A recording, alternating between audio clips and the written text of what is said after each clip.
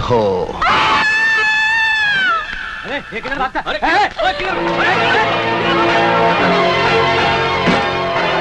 Sir, कल रात से मेरी बहन लापता है। वो ऑफिस से भी नहीं लौटी। सर, मेरे तो चारों तरफ अंधेरा सा छाया हुआ है। क्या तुम्हें किसी पर शक है? सर, इस शहर से इस तरह 18 लड़कियां गायब हो चुकी हैं। सब मुझे शक ही नहीं, यकीन है। ये सब कौन कर रहा है, क्यों कर रहा है? आप इस सब की डिटेल कल जागरण पेपर में पढ़ लीजिएगा।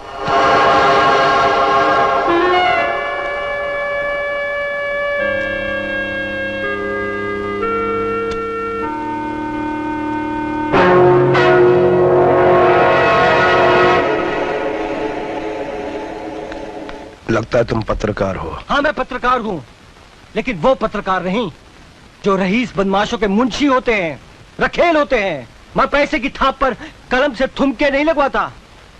मैं उनमें से हूँ जो कलम की नोक से झूठ का सिरा चीर देते हैं। आपसे मिलकर बड़ी खुशी हुई। आप चिंता मत कीजिए, आप बिल्कुल सही जगह पे आए हैं। जाइए, आप अपना काम कीजिए और विश्वास कीजिए, मैं अपना काम पूरी ईमानदारी के साथ करूंगा। Thank you sir, thank you very much.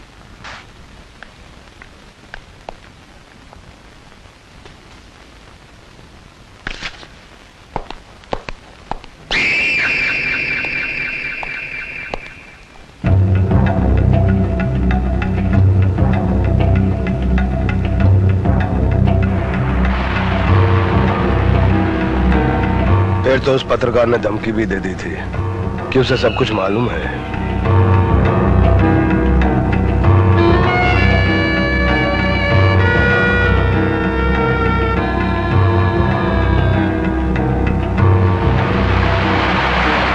बहन का मामला था ना, इसीलिए वो अपने गुस्से को रोक ना सका।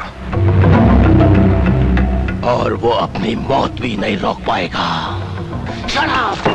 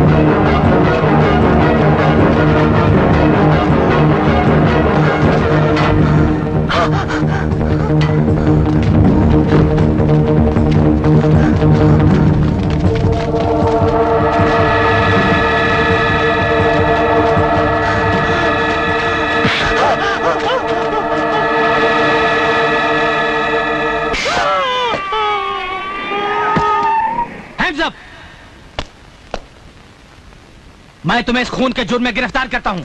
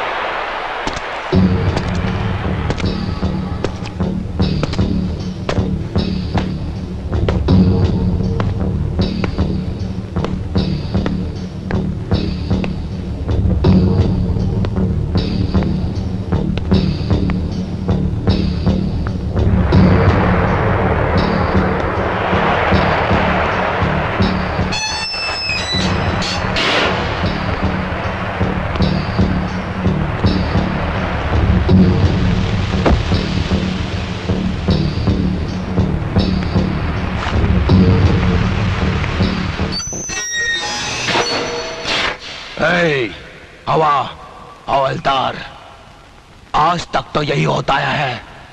लॉकअप की नकली कुंजी हम जैसे लोग बनवा के रखते हैं और असली कुंजी तुम्हारे पास होती है। लेकिन आज के बाद सब उल्टा होगा, उल्टा। लॉकअप की नकली कुंजी तुम्हारे पास होगी और असली कुंजी मेरे पास होगी।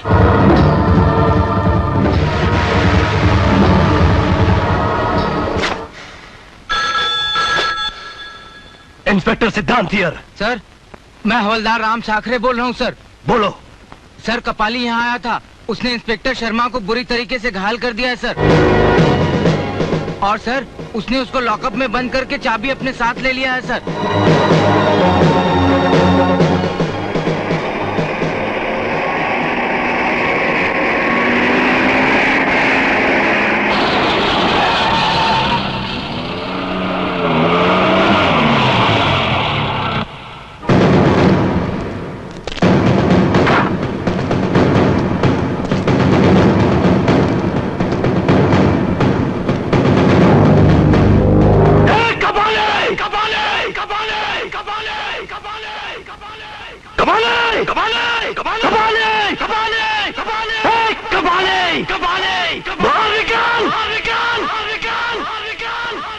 अगर तू घर में छिपा रहा तो चूहे की मौत मारा जाएगा, और अगर बाहर निकल आया तो गीदड़ की मौत।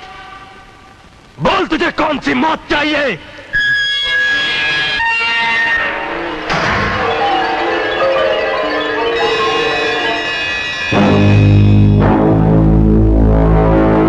कबाली की जान लेना तो यमराज के लिए भी बहुत मुश्किल है इंस्पेक्टर। अगर तेरे में हिम्मत है तो पहले ये लॉकअप की कुंजी उठा करके बता। ये ले।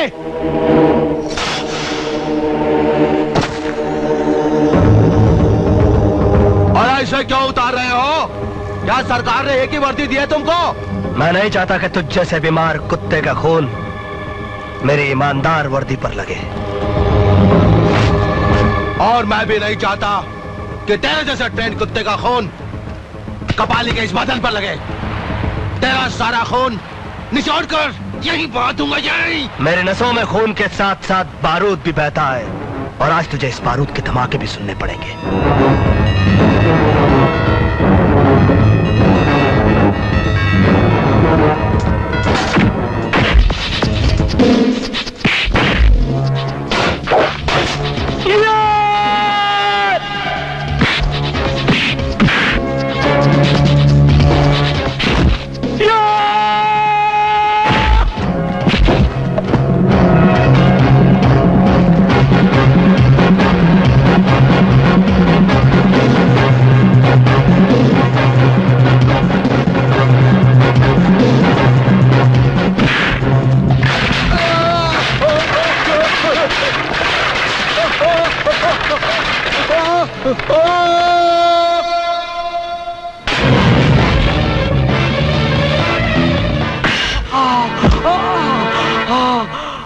ये वही कपाली है जिसका नाम सुनकर ही आप लोग कांपने लगते थे, मगर गौर से देखिए, आज ये खुद कांपने के लायक नहीं बचा। लोग कहते हैं कि जब कोई चीज बांझ हो जाती है तो वो कुछ पैदा नहीं कर सकती। गलत है ये, इसलिए कि जब लोगों की बहादुरी बांझ हो जाती है तभी कपाली जैसे गुंडे पैदा होते हैं।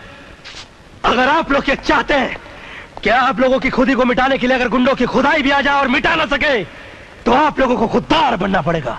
खुददार, खुददार, खुददार। अगर आप लोगों में से हर आदमी खुददार बन जाए तो सिर्फ इस इलाके में क्या, पूरे देश में कपाली जैसे लोग पैदा नहीं होंगे, और अगर हुए भी तो उनका अंजाम इससे भी ज्यादा दर्दनाक और भयानक होगा।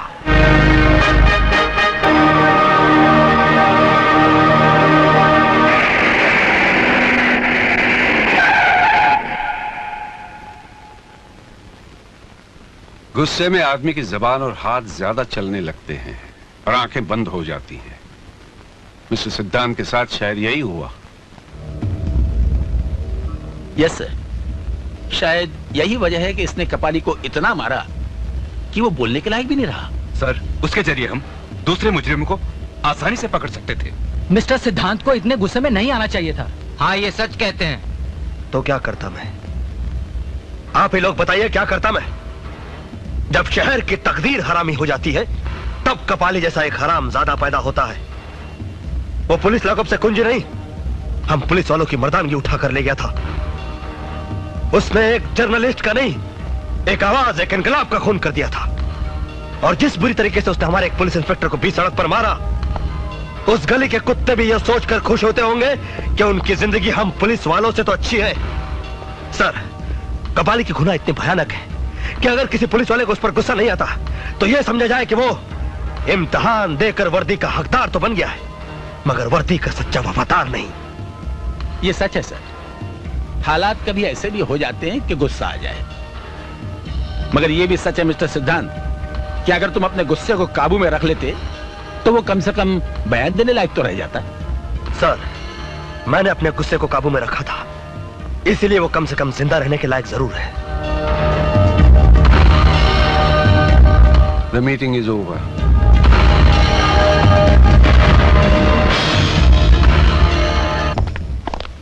सिद्धांत, उसका जिंदा रहना हमारे लिए बहुत जरूरी है।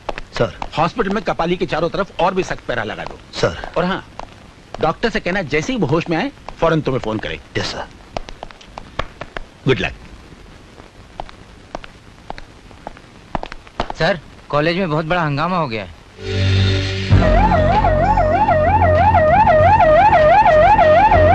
क्या समझता है प्रिंसिपल अपने आप को? हमारी डिमांड्स की कुछ वैल्यू ही नहीं। देख लेंगे हम सब लोग मिलकर इसको। हम लोगों ने जो सोचा वही हुआ। प्रिंसिपल ने हमारी बात नहीं मानी, मगर हम लोग चुप नहीं रहेंगे। आप लोगों को मालूम है हमारे कॉलेज की फीस बढ़ा दी गई है। इसे कम करने के बारे में हमारी प्रिंसिपल साहब से आधा घंटे बहस हुई, लेकिन वो मानने के लिए तैयार ही नहीं है। कहते हैं वाइस चांसलर से बात करनी होगी। ये सब बहाने हैं।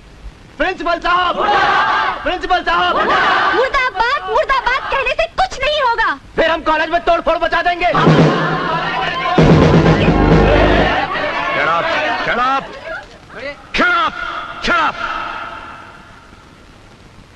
कॉलेज की फीस क्या थोड़ी बढ़ गई?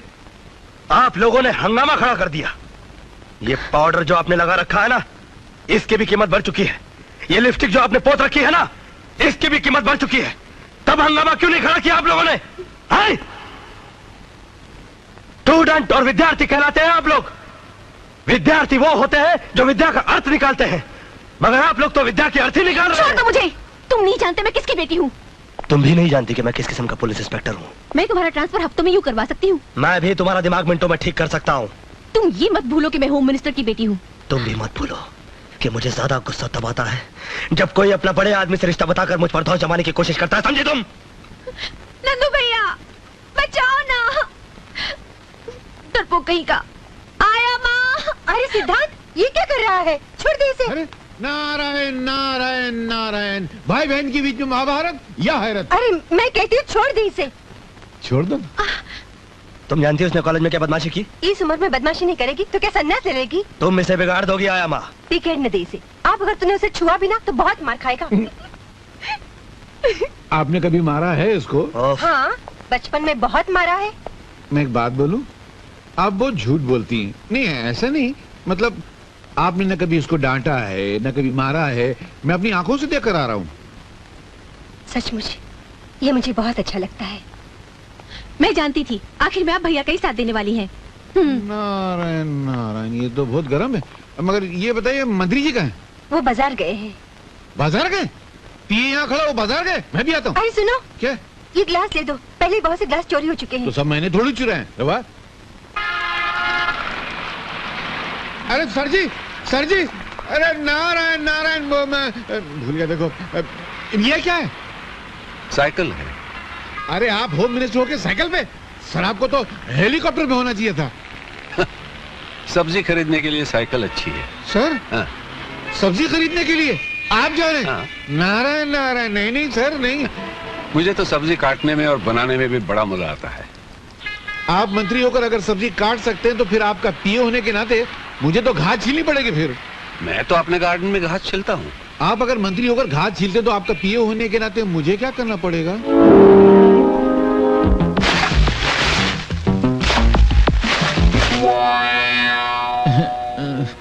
क्या सर, आपका पीए बनने में कितना खुश हुआ था। मैं समझा था कि मैं कैश कमाऊंगा, ऐश में रहूंगा। आपका पीए तो बन गया, मगर लगता है बिना खाए पिए ही मर जाऊंगा सर। थोड़ा कमाना था ना सर। ईमानदारी से जीना सीखो, उससे अगर कुछ बनता नहीं तो बिगड़ता तो नहीं ना।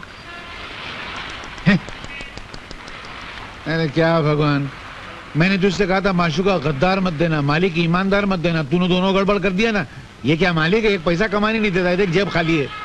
मेरी कहानी फिर से लिखना, मैं आगे मिलता हूँ। अरे मालिक सर, मैं ये कह रहा था कि आजकल के जमाने में इतनी ईमानदारी अच्छी नहीं है, थोड़ी थोड़ी बेईमानी करना चाहिए। मेरे पिताजी ने कहा करते थे कि ईमानदारी वो गंजा सर है जिस पर नोटों के बाल कभी उग ही नहीं सकते। थोड़ी सी बेईमानी के तेल की मालिश करते रहना चाहिए। तो वे करेंगे ना सर, नहीं तो पैसा नहीं मिला, मजा नहीं आएगी। देखो, गलत कमाई करने से कभी कभी सर पे इतने जूते पड़ते हैं कि आदमी सचमुच गंजा हो जाता है। क्या बात करते? हाँ।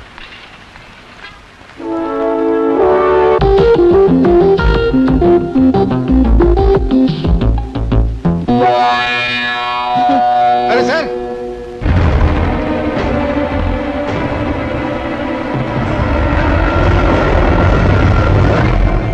ये अच्छा हुआ कि कपाली को अब तक होश नहीं आया।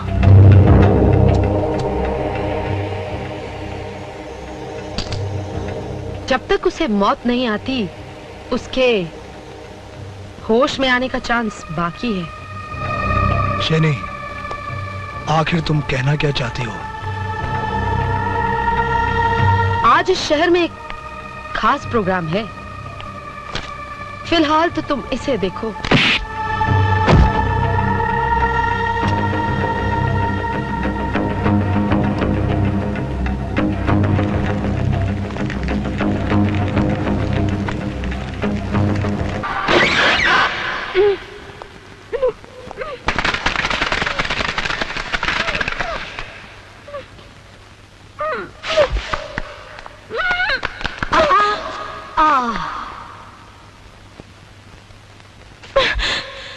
डार्लिंग, खूबसूरत लड़कियों में नजाकत और अच्छी लगती है, गुस्सा अच्छा नहीं लगता। तुम कौन हो?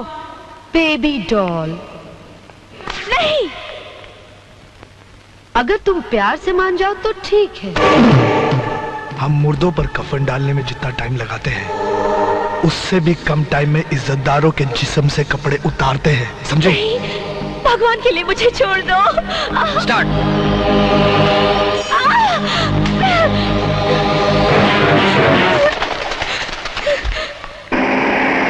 रुक जाइए, रुक जाइए। कुछ लोग जबरदस्ती मुझे स्टेज से उठा कर ले गए। वो लोग ब्लू फिल्म बनाते हैं। मेरे साथ भी बदतमीजी करने की कोशिश की। मैं किसी तरह वहां से भाग निकली। प्लीज चलिए मेरे साथ, वो लोग सामने वाले स्टेडियम में हैं। चलिए। आइए, आइए इंस्पेक्टर साहब, यही है वो जगह जहां वो बदमाश मुझे लेकर आया था, उसी दरवाजे से। और यहाँ गुंडे खड़े थे, और वहाँ कैमरामैन था, और यहाँ कालीन बिछाया गया था। मगर अब तो यहाँ कोई नहीं है। पता नहीं कहाँ चले गए सब। मैं सच कह रही हूँ इंस्पेक्टर साहब, यहाँ कैमरा था, गुंडे थे। आप मेरी बात का यकीन कीजिए। मैं उड़ते हुए कबूतरों के पर गिन लेता हूँ। सुनिए तो, आप ऐसे मत चले जाइए। देखिए, आप मेरा यकीन कीजिए। मैंने आपसे जो कुछ भी कहा वो सच है। मैं आपसे झूठ नहीं बोल। अपनी रातें सड़कों पर ही काटती हो या तुम्हारा कोई घर भी है? हाँ सर, मेरा अपना घर है। आप मुझे मेरे घर तक छोड़ देंगे? Thank you.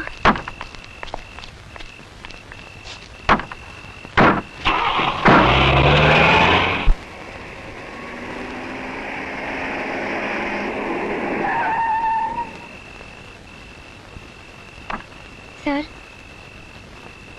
यही मेरा घर है। आइए ना मेरे घर में। मैं चाय बहुत अच्छा बनाती हूँ, आइए।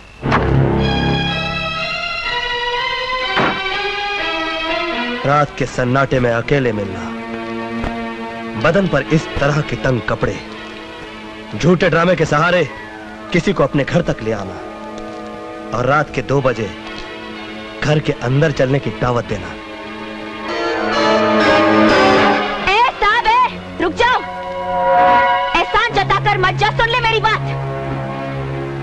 देखकर एक चीज तो समझ में आ गई कि हर वो चीज जो चमकती है वो सोना नहीं होती। अब मुझे देखकर एक चीज तुम भी समझ लो कि हर वो चीज जो काली होती है वो कीचड़ नहीं होती। ओ मानिया, सलीम, एल्बर्ट, पिंटू, कालिया, जल्दी बाहर आओ।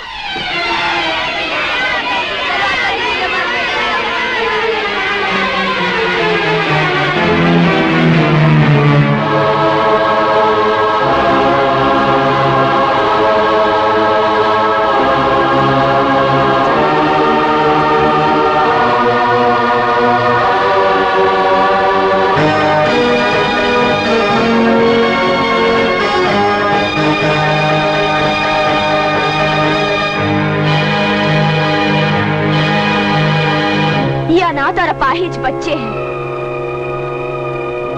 जिनके पास मेरे सिवा इस दुनिया में कोई नहीं है। इन्हीं के लिए स्टेज शोज करती हूँ मैं। बोलो, अब कैसे लगती हूँ मैं? बाजारू औरत तो नफरत करो मुझसे, गंदी नाली तो थूको मुझ पर, समाज का कैंसर तो फांसी लटका दो मुझे। तुमने तो किसी न किसी औरत का दूध जरूर पिया होगा। तुम्हें उसी दूध की कसम, मैं जैसी लगती हूँ वैसी ही सजा दो मुझे।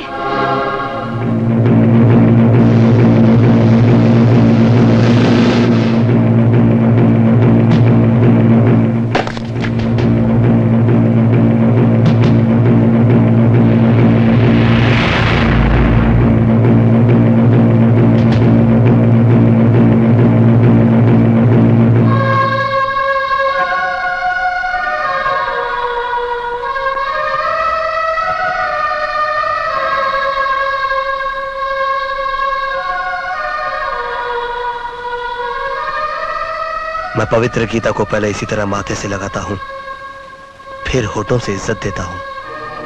लेकिन मैं, तुम में भी एक महाभारत है, तुम्हारे हर शब्द में क्रांति है। तुम भी पवित्र गीता की तरह हो, इसीलिए तुम्हारे साथ ये सलूक करना पड़ा।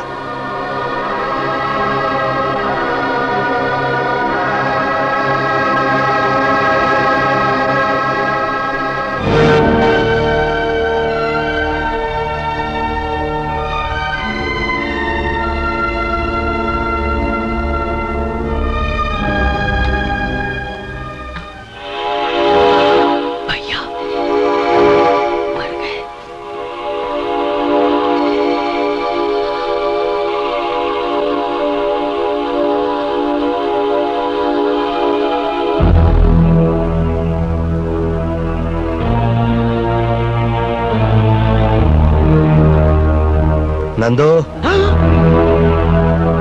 इतनी रात को कहां से आ रहे हो?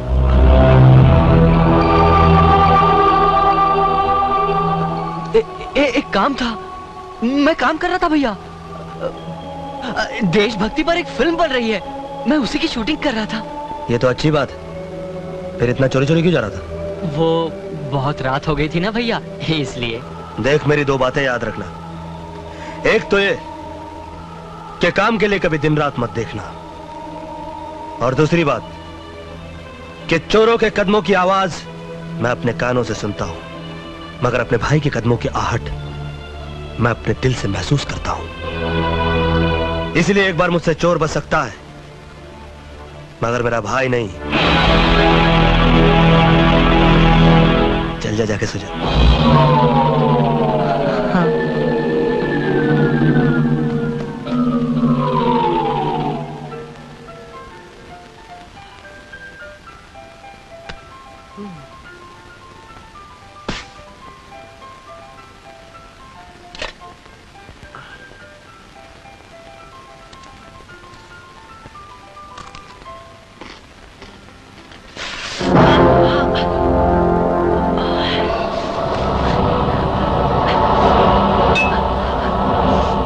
भी खाली है और चल रहा है, क्या करूं?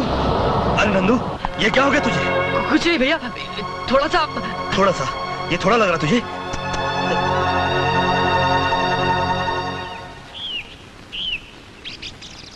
चल पहले पुलिस स्टेशन चलते हैं। उसके बाद घर जाएंगे। Police station? अरे नहीं भैया, आप ही जाओ ना। अरे तू तो एक आम आदमी की तरह पुलिस स्टेशन के नाम से घबराता है। तेरा भाई इंस्पेक्टर है। Now come on. अच्छा हुआ अपनी जीप से वो ऑटो रिक्शा वाला टकरा गया। फायदा अपना हुआ ना, उस रिक्शा वाले का पूरा रिक्शा डैमेज हो गया। अपनी जीप की तो सिर्फ कांच ही निकली है।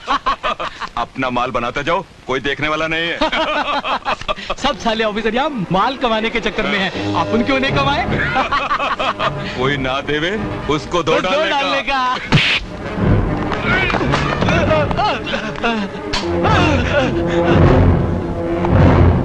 लाइट्स। ये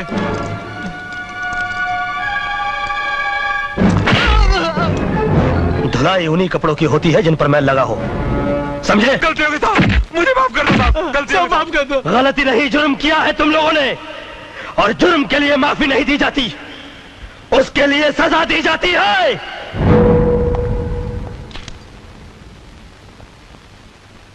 नंदू कहां चला गया?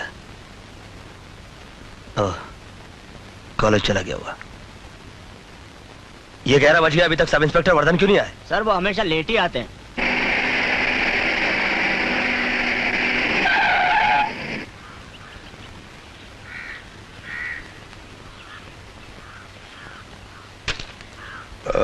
एक्सक्यूज मी सर, वो क्या है कि मैं किसी दूसरे मूड में था, इसलिए मैंने वो सिगरेट काम फेंक। तुमने अपनी घड़ी तो खरीद के पहनी होगी। जी? इसकी कीमत जानते हो? जी। तुम घड़ी की कीमत तो जानते हो, मगर वक्त की कीमत नहीं जानते। ओह, वो क्या सर, कल नींद नहीं आई और कुछ सुस्ती सी भी आ रही थी। मिस्टर आदर्शवर्धन, तुम्हें इस बात का कोई हक नहीं पहुंचता कि पुलिस की फर्ज की गंगा जो कि कानून की गंगोत्री से निकलती है, उसे तुम अपनी गंदी आदतों के गटर में डाल दो। सर, मैं भी एक पुलिस ऑफिसर हूं। आप कमरे के अंदर भी मुझे यह भाषण दे सकते थे। यह भाषण नहीं, यह मेरी वार्निंग है मिस्टर आदर्शवर्धन। और मेरी वार्निंग तुम्हारे सिगरेट केस के ऊपर लिखी हुई वार्निंग की तरह नहीं, जिसे तुम भूलकर सिगरेट के कष्ट लगाया करते हो। मेरी वार्निंग कानून की किताब के उस फुल स्टॉप की तरह है, जिसके बाद कुछ भी करने या सोचने की जगह नहीं बचती। जाओ।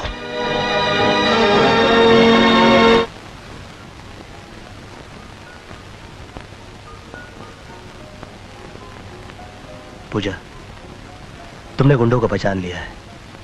तुम्हें अपने रास्ते से हटाने के लिए वो तुम पर जानलेवा हमला भी कर सकते हैं, इसलिए अब तुम्हारे अपने घर में रहना ठीक नहीं। तुम्हें एक महफूज जगह पर रखा जाएगा जिसका किसी को पता नहीं चलेगा। वहां पर पुलिस का पहरा भी रहेगा। तो आप मुझे छुपा देना चाहते हैं? हाँ, हर कीमती चीज छुपा के रखी जाती है। अब रहे बच्चे, तो मेरे पिताजी के एक गुरुजी हैं जिनका आश्रम चलता है। मैं गुरुजी से विनती करूंगा कि बच्चों को अपने शरण में ले लें, ताकि तुम्हारी आत्मा पे कोई बोझ न रहे। मेरे लिए इतना सब कुछ करने की क्या जरूरत है?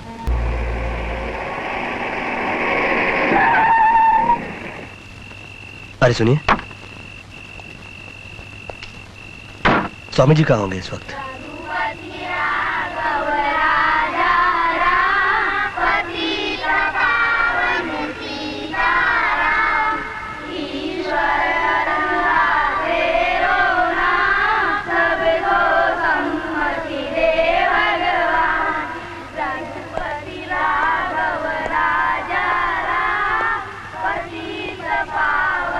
प्रणाम स्वामी जी। सुखी रहो।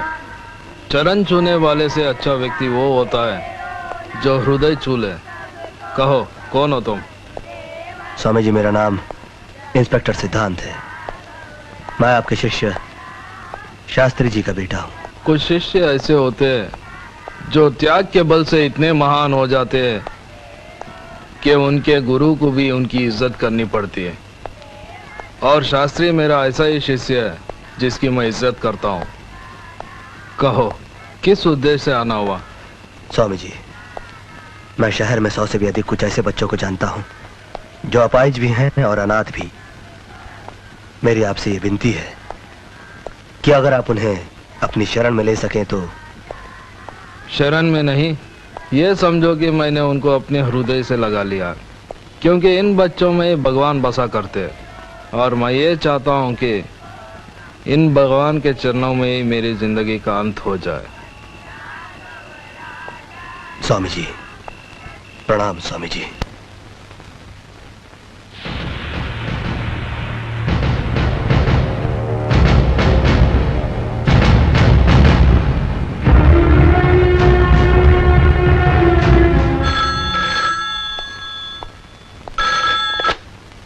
सर, कपाली की हालत सुधर रही है, धीरे धीरे उसे होश आ रहा है और मैं समझता हूँ कि कुछ ही देर में वो बयान देने काबिल हो जाएगा। हेलो हेलो इंस्पेक्टर, हेलो, देखिए बहुत अर्जेंट मैसेज है जो इंस्पेक्टर सिद्धांत को देना है। हेलो, अरे किसने फोन उठाया ये? हेलो, बोलते क्यों नहीं? Hello hello.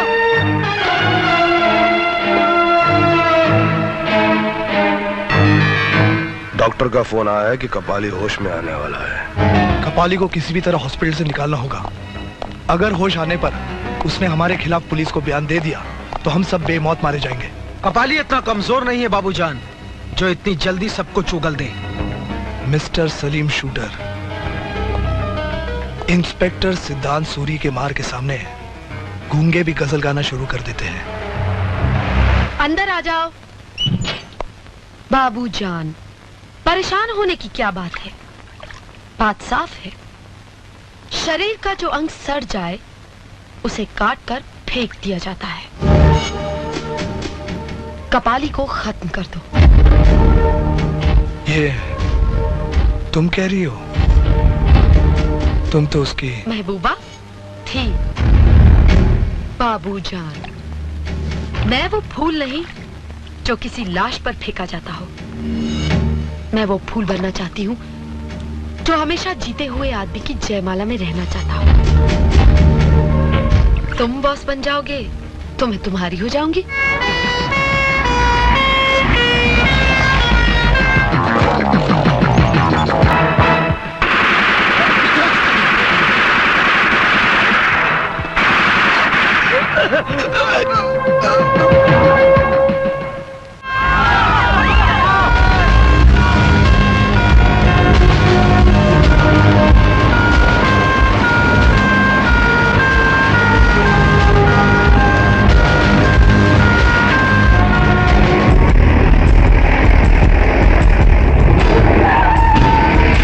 तुम पिछले गेट के क्राउड को कंट्रोल करो, जाओ।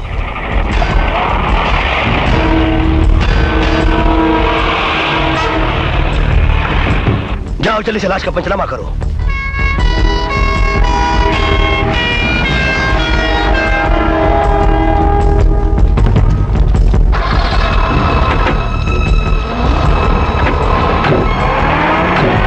पीछे हटो, पीछे हटो, यहाँ से पीछे।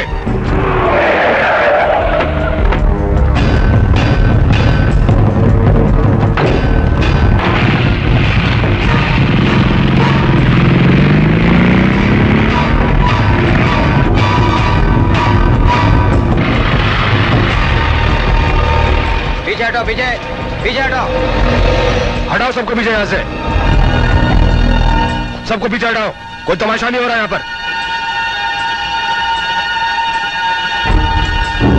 हमें कपाली की लाश भी चाहिए। हाँ, तुम तो उसकी असली वारिस हो, तुम्हें तो लाश मिली जाएगी। हाथ पीछे।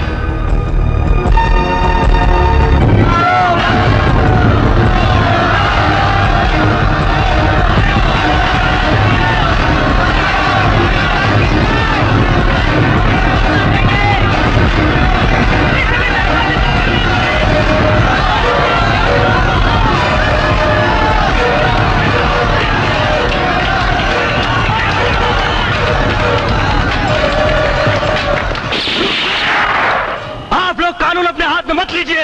अरे कानून को तो तुम लोग अपने हाथ में लेते हो। हाँ, तुम लोग। हम कानून अपने हाथ में लेते हैं, लेकिन उसी इज्जत के साथ जिस तरह कोई गीता या कुरान अपने हाथ में लेता हो। मगर आप लोगों ने एक गुंडे के लिए पत्थर और डंडे अपने हाथों में उठा लिए हैं। भूल गए कि कपाली ने कई निर्दोषों की जान ली। भूल गए कि कईयों की इज्जत लूटी उसने। कुछ भी था, वो हमारी जात वाला था।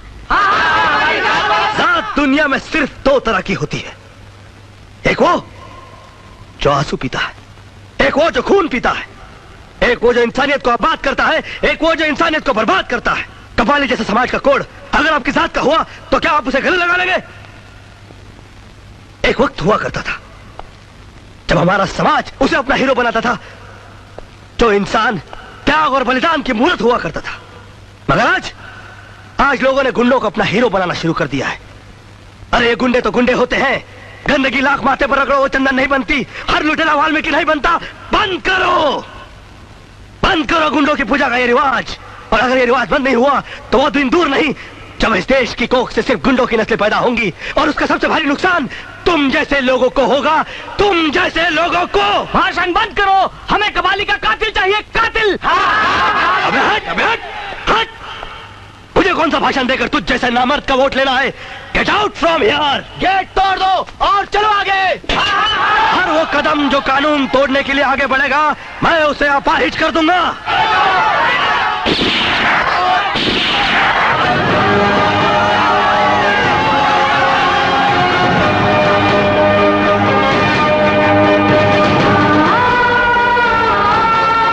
कपाली को सबसे पहले होश में आते मैंने देखा था, और सबसे पहले मैंने ही आपको फोन किया। इम्पॉसिबल। अगर आपने मुझे सबसे पहले फोन किया होता तो कातिल के पहुंचने से पहले इंस्पेक्टर सिद्धांत यहाँ होता। आप मेरी बात के यकीन कीजिए कि मैंने आपके थाने फोन किया था और किसी आदमी ने फोन उठाया था। मैंने कपाली के बारे में सारी बातें उसे बता दी थी ताकि आपको खबर दे सके। कौन था वो? मैंने उससे बार बार पूछा कौन हो तुम। उसे जवाब तो नहीं दिया लेकिन फोन काट दिया।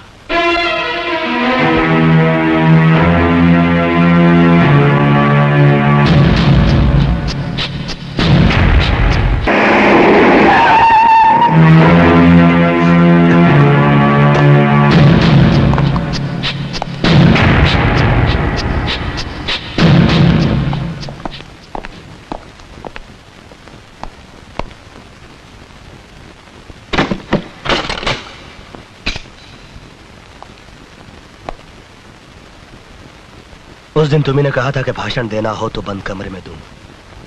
आखिर तुम भी एक पुलिस ऑफिसर हो, इसीलिए दरवाजा बंद कर दिया। बताओ, कल जब डॉक्टर का फोन आया तुमने मुझे खबर क्यों नहीं की? मैंने फोन नहीं उठाया। झूठ बोलते हो तुम। तुमने कपाली का मर्डर कैसे करवाया? मैंने कुछ नहीं कहा, झूठ है ये सब। झूठ वो है जो तुम बोल रहे हो। सबसे पहले तुम्ही को खबर मिली थी कि कपाली होश में आने वाला है, और तुमने ये खबर गुंडों को पहुंचा दी। इसीलिए पुलिस पहुंचने से पहले गुंडे वहां पहुंच गए और उन्होंने कपाली को मार डाला। पता नहीं अंदर क्या हो रहा, कुछ खास बात हो रही होगी यार। तेरे को क्या, तू चुप कर खाली। जिन लोगों के साथ मिलकर तुम कानून का बलात्कार करते रहे, अगर कल सुबह 10 बजे तक उन लोगों का नाम नहीं बताया तो मैं तुम्हारे जिस्म को वर्दी की जगह जख्मों का लिबास पहना दूंगा, और फिर तुम दर्द से इतना तड़पोगे कि उसके बाद मौत को भी चखोगे तो यही कहोगे कि मजा नहीं आया। सर अर्जेंट कैसे सर?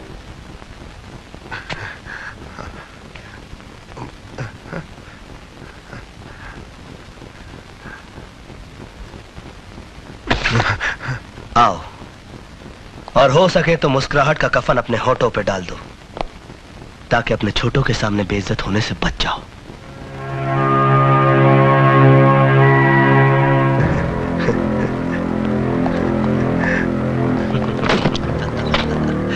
मजा आ गया ना? हाँ, बहुत मजा आ गया। अरे कोई साहब को कोल्ड ड्रिंक पिलाओ। कल 10 बजे। Cold drink sir.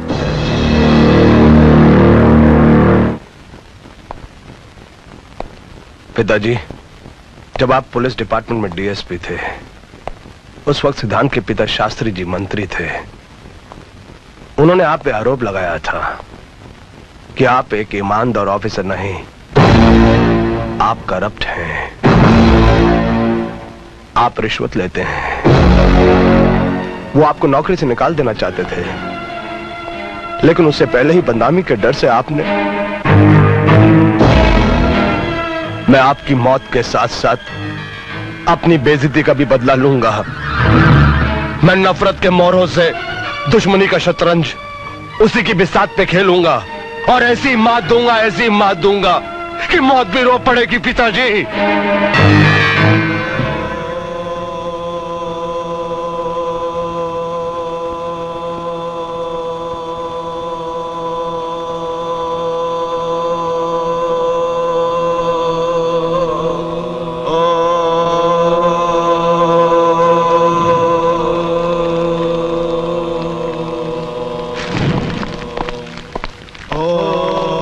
नमस्ते स्वामी जी।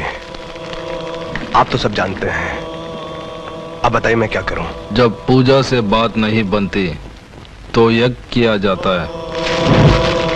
और याद रखो, यज्ञ की अग्नि में बहुत कुछ भस्म कर देना पड़ता है। हाँ, मैं इसके लिए तैयार हूं, लेकिन आगे भी तो बताइए कि मैं क्या करूं? आदमी के पास जिस प्रकार का अस्त्र शस्त्र हो उसी प्रकार का युद्ध लड़ना चाहिए, तभी उसको सफलता मिलती है।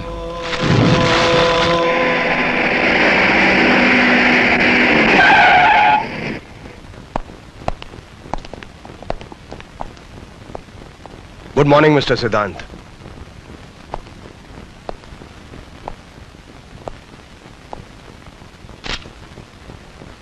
जिनकी आत्मा पर बोझ होता है, कभी कभी उनकी जबान साथ नहीं देती। शायद इसीलिए तुम अपना बयान लिख कर लाए हो। अब मैं इस वर्दी के पिंजरे से आजाद हो चुका हूं। ना तुम मेरे सीनियर और ना मैं तुम्हारा जूनियर। अब मुझसे सवाल करने के लिए तुम्हें अदालत के दरवाजे खटखटाने होंगे। कमिश्नर साहब को पता है कि इस वक्त मैं तुमसे मिलने आया हूं। हद से बाहर मत निकलो, वरना कानून के शिकंजे में फंस जाओगे।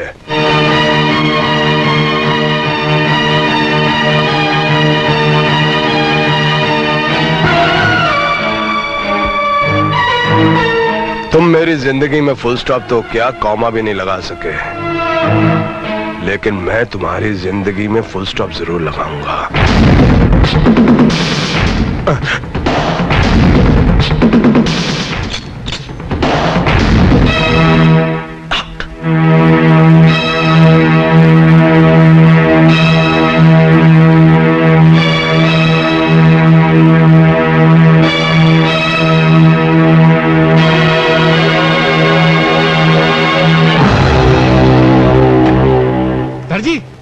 सर जी वाह, बाप बेटी दोनों यही है। बड़ी जबरदस्त खुशखबरी लाया हूँ। आपने कहा था ना बहना के लोग अच्छा तो रिश्ता लेकर आओ, तो मैं रिश्ता लेकर आया हूँ। अरे वाह, फिर वही रिश्ता।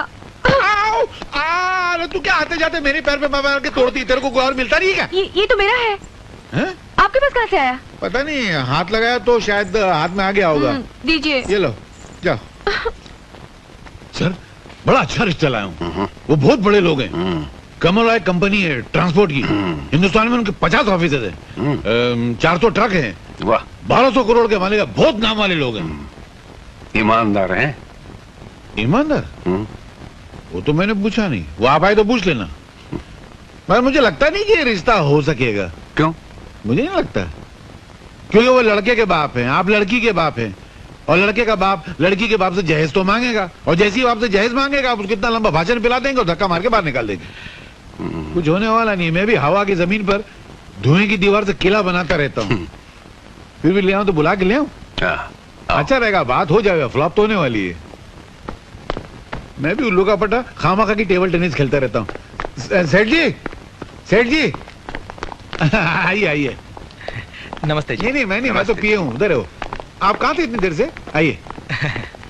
सर, ये लीजिए। नमस्कार। ये लड़के के बाप है, ये लड़के की माँ है, ये लड़के का मैनेजर है, और ये उसके पिता है। नहीं अंकल, आपने सब गड़बड़ कर दी, उल्टा पुल्टा हो गया। कैसे? लड़का मैं हूँ। अच्छा। ये मेरे पिताजी हैं, ये मेरी माताजी हैं, नमस्ते। और ये हमारे मैनेजर साहब हैं। पर तुमने तो कहा था तुम लड़के की माँ हो। मैंने? अच्छा, आप लोग बैठिए ना। हाँ, मैं भी वहाँ बैठ जाता हूँ। सब फ्लॉप तो होने वाला है। आपने क्या करने का? अच्छा, क्या काम करते हो? जी मैं ग्रेजुएट हूँ, और डैडी के सारे बिजनेस मैं ही संभालता हूँ। अच्छा। हम दोनों पति पत्नी 6 महीने तो तीरथ पर रहते हैं। हाँ जी। अच्छा, आप लोग दहेज में क्या लेंगे? हमें बहू के अलावा दहेज में कुछ नहीं चाहिए। जी हमारे लिए सौभाग्य की बात यही होगी कि हमारा रिश्ता आपके यहाँ तय हो जाए। कन्हैयालाल, ओ कन्हैयालाल। हाँ, क्या हुआ? फ्लॉप हो गया ना? अरे फ्लॉप नहीं हुआ, मामला तय हो गया। हाँ, मिठाई तो खिलाओ सबको। शादी पक्की हो गई? अरे मुबारक हो। लो, सर को मिठाई खिलाओ। जल्दी खोलो यार। ये लीजिए। ये तो खाली है। तो तुम क्या खाली डब्बा लेकर आए थे शादी करने के लिए? नहीं अंकल, वहाँ से तो भरा हुआ लिया था हम लोगों ने। भरा हुआ था मतलब? तो क्या मैंने खा लिया? नहीं मेरा। अरे वाह, देखो सर, ये ईमानदारी का जमाना है। मैं आपके बेटे का यहाँ रिश्ता पक्का करने आया तो बोलता है मैं मिठाई खा गया, कल बोलेगा मैं जहेज खा गया, फिर बोले मैं सुबह सेट खा गया। वाह वाह वाह, शराफत की दुनिया ही नहीं है। कुछ मीठा मीठा तो लग रहा है यार। मैंने खाया था क्या? खामखा बेचारे को डांट दिया। ऐसा नींद में क्यों जाता मालूम नहीं।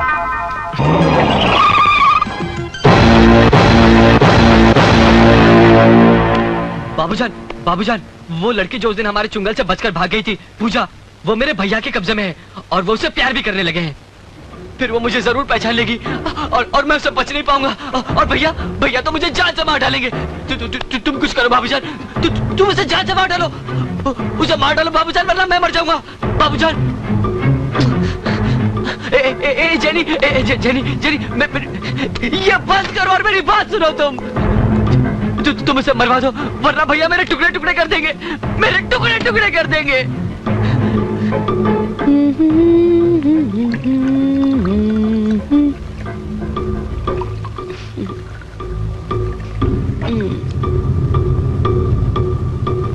बाबूजान, याद रख, रावण की मौत नहीं होती अगर उसका छोटा भाई नहीं होता।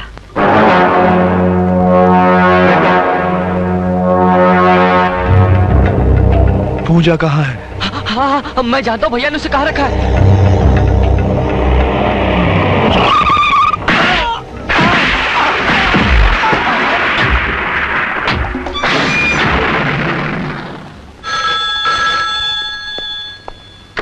हेलो सर, मैं हवलदार रमन्ना बोल रहा हूँ। कुछ गुंडों ने उस घर पर हमला कर दिया है जहाँ आपने पूजा जी को रखा है। आप जल्दी आ जाइए। पूजा, पूजा, पूजा।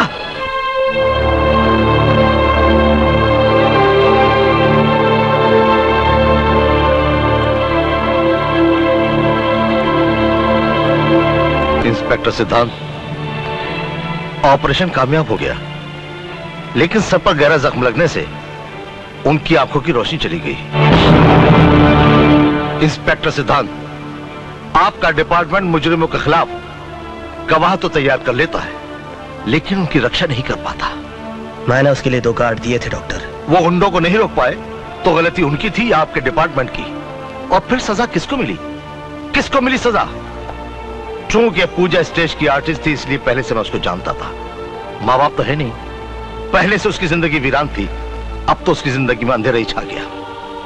कुछ लोग उसके अंधेपन का फायदा उठाने की कोशिश करेंगे और दुश्मन तो उसे मार ही डालेगा। फिर आगे उसकी बर्बादी का जिम्मेदार कौन होगा? किसी के भी जिम्मेदार होने का कोई सवाल ही पैदा नहीं होता, इसलिए कि वो बर्बाद ही नहीं होगी। मैं उससे शादी करूंगा।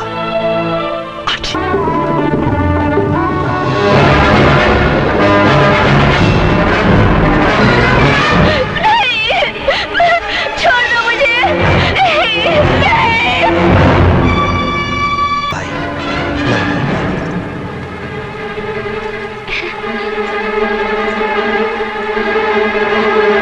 कितने भोले भाले लगते हैं।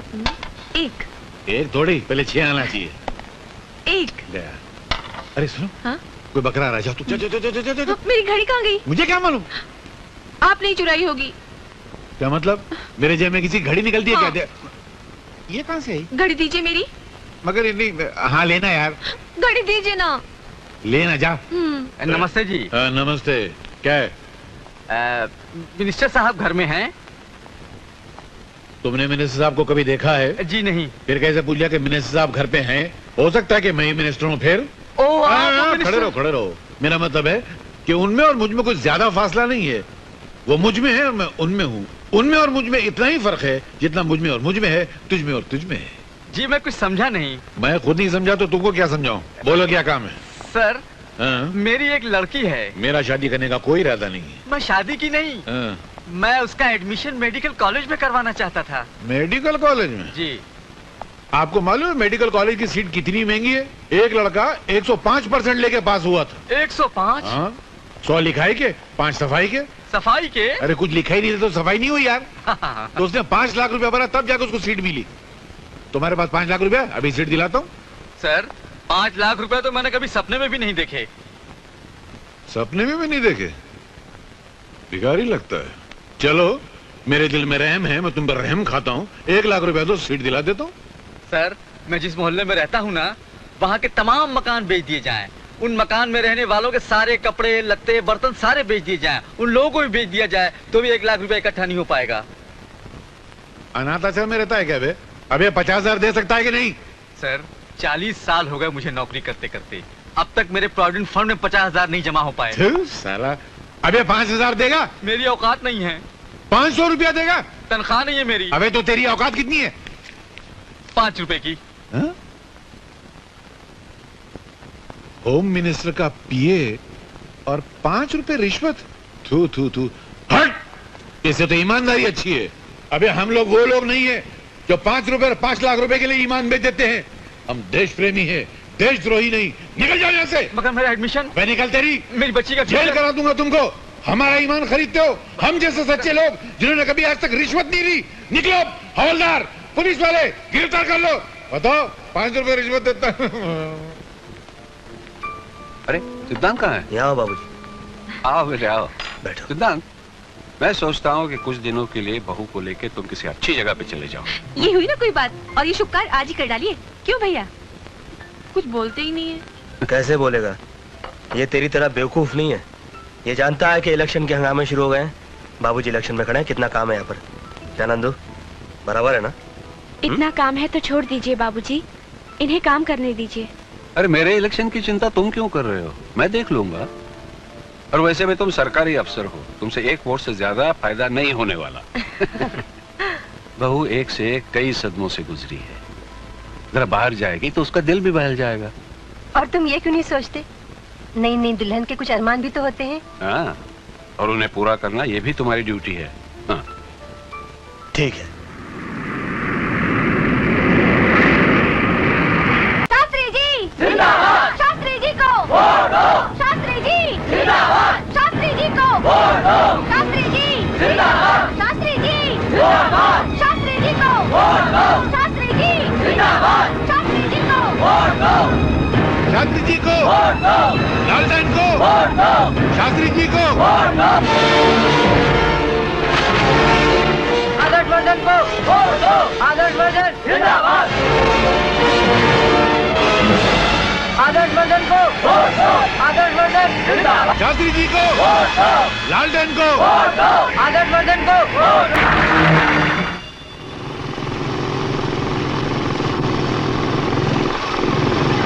मंत्री महोदय जिंदाबाद। मंत्री महोदय। अरे मंत्री जी आगे चलिए। मंत्री महोदय जिंदाबाद। मंत्री महोदय। एक हार तो दो ना। अच्छा थोड़ा फूल तो दो। अरे क्या कंजूस लोग हैं, मेरी चमचागिरी तो रहेगी। मैं मंत्री जी के हार कहाँ से लेके जाऊँ? अरे मेरा हार कहाँ गया? आपके पास मेरा हार कैसे आया? उड़ के मेरे पास पैसे नहीं थे ना, तो अब मैं क्या मंत्री जी को पहनाऊंगी? तुम्हारे पास इतनी अच्छी बाहें हैं, बाहों का हार पहनाओगे तो मंत्री जी खुश हो जाएंगे। मैं इस वो हार पहना के आ जाता हूँ। अरे अरे अरे श्री आदर्श वर्धन, श्री आदर्श वर्धन, श्री आदर्श वर्धन, श्री आदर्श वर्धन। आप जिस आदमी के कंधे पे हाथ रख रहे हैं ये तो निहायत ही बदतमीज आदमी है। मोहतरमा, आज के जमाने में जो बदतमीज बदमाश होता है वही दुनिया में सबसे ज्यादा तरक्की करता है। क्यों सर? तुम तो शास्त्री जी के प्यादे हो। हूँ नहीं था। वो भूकंप आने से पहले जानवर कैसे गांव छोड़ के भाग जाते हैं, उसी तरह शास्त्री जी के इलेक्शन आने से पहले ही मैं उनकी नौकरी छोड़ के भाग गया। अभी आपकी शरण में आ गया हूँ। सर इसकी कोई मदद मत कीजिएगा, ये बिल्कुल गद्दार आदमी है। सर जो ईमानदारों से गद्दारी करेगा वो गद्दारों से ईमानदारी करेगा, ये बहुत बड़े झूठे ने कहा है। आदमी दिलचस्प भी हो और चालाक भी। आज से तुम हमारे प्यादे हो।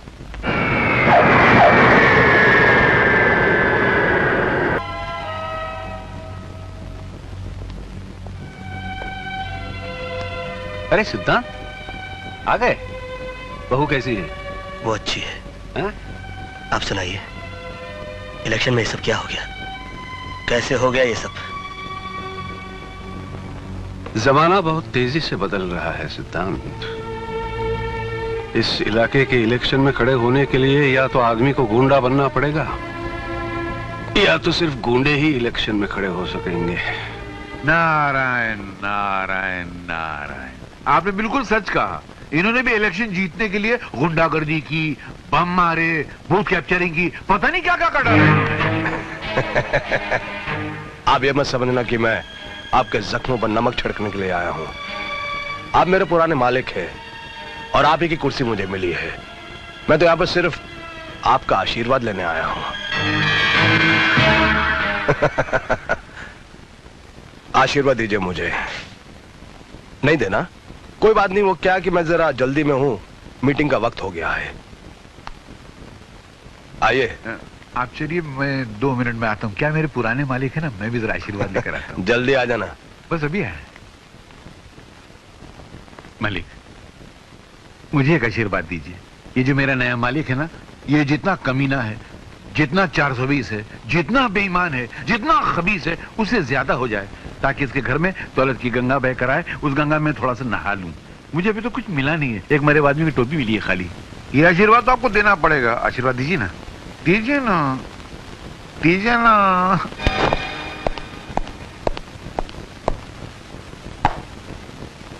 मिस्टर सिद्धांत, आजकल हर मिनिस्टर की सिक्योरिटी पर सरकार बहुत ध्यान दे रही है। एक नए मंत्री जी ने अपने बॉडीगार्ड के लिए तुम्हारा नाम दिया, जिसे हमें मानना ही पड़ा। कल से तुम उनके बॉडीगार्ड रहोगे। वो मंत्री हैं श्री आदर्श वर्धन। लेकिन याद रख इंस्पेक्टर, एक दिन मैं तुम्हें अपने पीछे पीछे कुत्ते की तरह दुम हिलाने पे मजबूर कर दूंगा। सर, ये मुझसे नहीं होगा। मैं अपनी नौकरी से इस्तीफा देने के लिए तैयार हूं।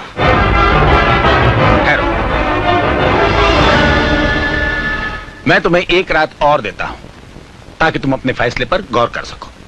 तुम आदर्श वर्धन को पसंद नहीं करते, तुम्हें उससे नफरत भी है, लेकिन यह तुम्हारा निजी मामला है। एक इंस्पेक्टर होने के नाते इन सब बातों से ऊपर उठकर तुम्हें सोचना होगा। देखो बेटे, ड्यूटी एक ऐसी चीज है जो कभी कभी रोते हुए भी निभानी पड़ती है।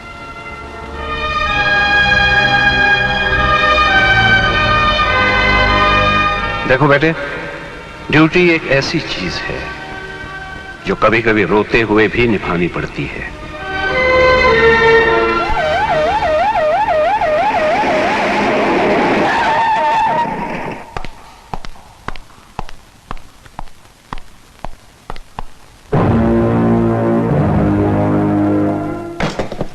इसी जगह हमारे बीच एक रिश्ता टूटा था।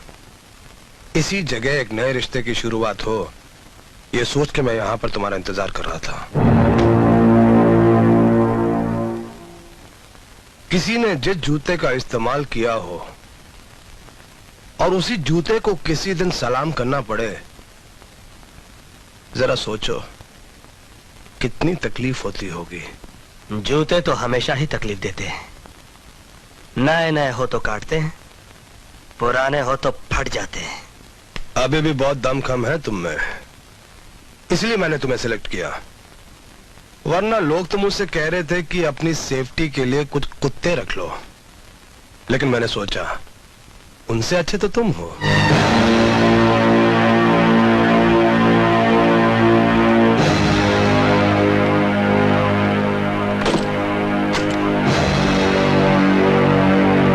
अभी मैं जरा सा शोर मचा दूं कि पुरानी दुश्मनी की वजह से तुम यहां पर मुझे मारने की कोशिश कर रहे थे, तो आज मुझे ना किसी गवाह ना किसी सबूत की जरूरत पड़ेगी। सरकारी मशीनरी से जनता तक सब तुम्हारे खिलाफ हो जाएंगे। मिस्टर सिद्धांत सूरी, कल चालाक तुम थे, लेकिन आज चालाक मैं हूं। कल वक्त तुम्हारा था, लेकिन आज वक्त मेरा है। तुम जैसे खुददार आदमी के लिए ऐसी जिंदगी जीने से अच्छा है कि तुम अपनी नौकरी से इस्तीफा दे दो। Resign. Why should I resign? मैं कोई बुज़दिल गुनहगार नहीं जो अपना गुनाह छुपाने के लिए इस्तीफा दे दूं। जहर पीना पड़े तो पीऊंगा। ड्यूटी तो ड्यूटी है, करनी है सो करूंगा। आइए सर।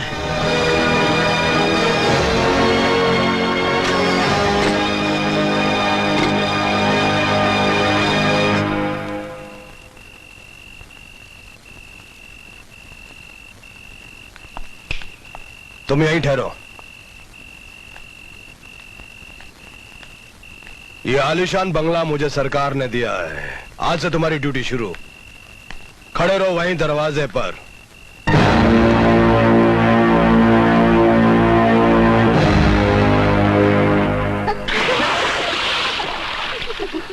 लड़कियों शर्माओ मत, अंदर आओ। कन्हैया कल का प्रोग्राम बताओ। 10 बजे दलाल राय से मीटिंग है जो आपको 10 लाख रुपया देने वाले हैं। उनको गारमेंट फैक्ट्री खोलना है।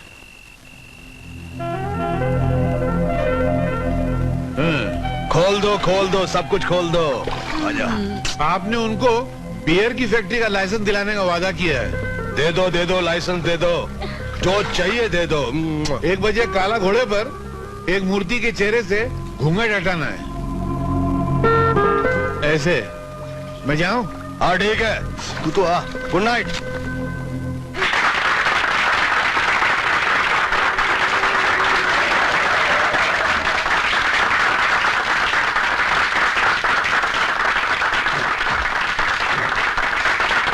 नमस्ते।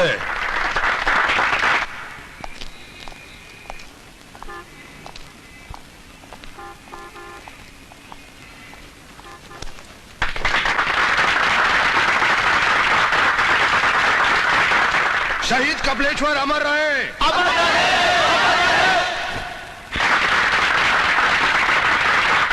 मेरे प्यारे दोस्तों, मैं शहीद कपिलेश्वर को तब से जानता हूं जब वो सिर्फ कपाली था। बहुत बड़ा त्यागी था, दिलेर था, वो एक मसीहा था। लेकिन अफसोस उनका अंजाम भी वही हुआ जो बहुत सारे देश प्रेमियों का हुआ है। पुलिस कस्टडी में उसकी हत्या कर दी गई। इसलिए मैं पुलिस की नौकरी से इस्तीफा देकर राजनीति में आया हूं, ताकि वर्दी पहनकर जो लोग हमारी गरीब जनता पर जुल्म कर रहे हैं, मैं उनका पर्दाफाश कर सकूं, उन्हें सजा दिलवा सकूं, उनकी धज्जियां उड़ा सकूं।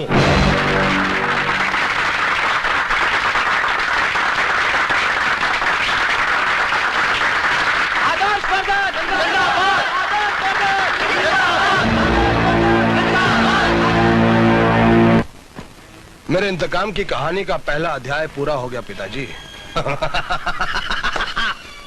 लेकिन पिताजी, अंजाम ये नहीं है।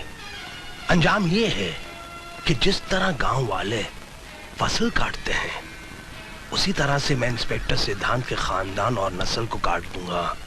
इंस्पेक्टर सिद्धांत, एक मिनट। आपके लिए बहुत बड़ी खुशखबरी है। मुबारक हो, आप बाप बनने वाले हैं। थैंक यू डॉक्टर साहब, थैंक यू वेरी मच।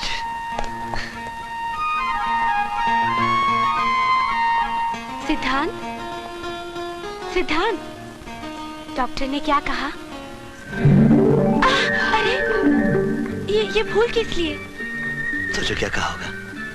पता नहीं, बताओ ना।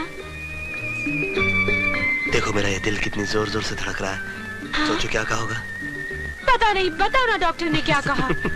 तुम सोच के बताओ ना। मालूम नहीं, बताओ ना। मैं जो हूं ना। हाँ?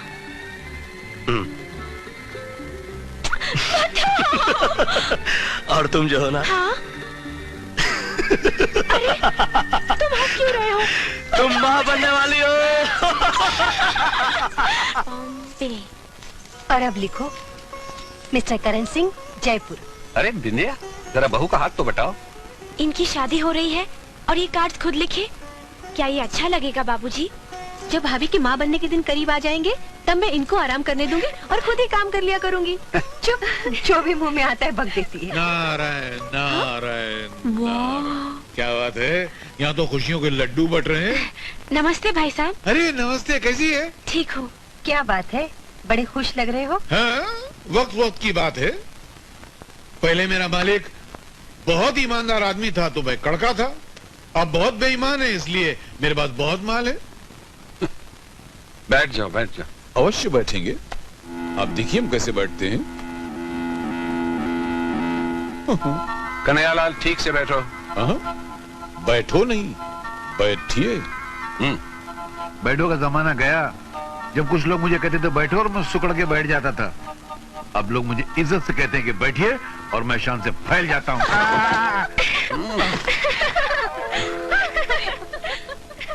हंस लीजिए, होता है।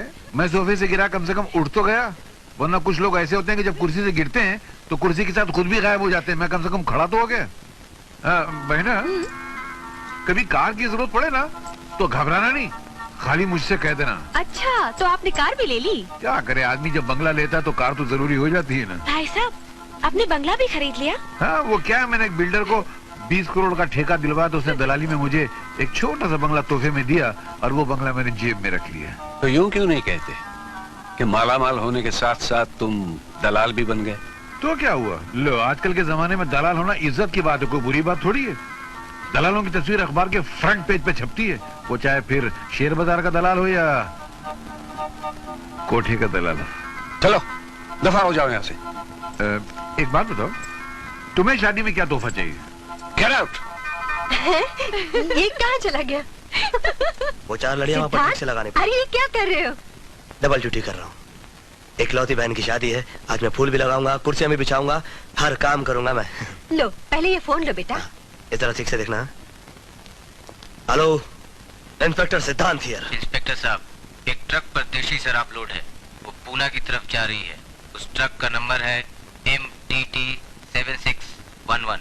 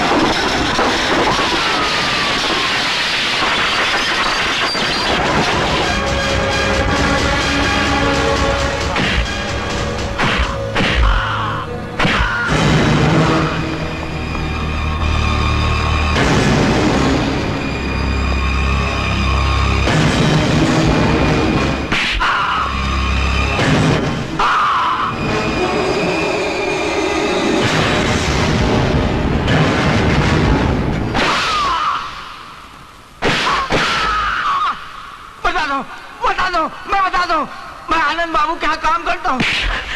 कौन आनंद बाबू? वही जिनकी शादी आपकी बहन के साथ हो रही है।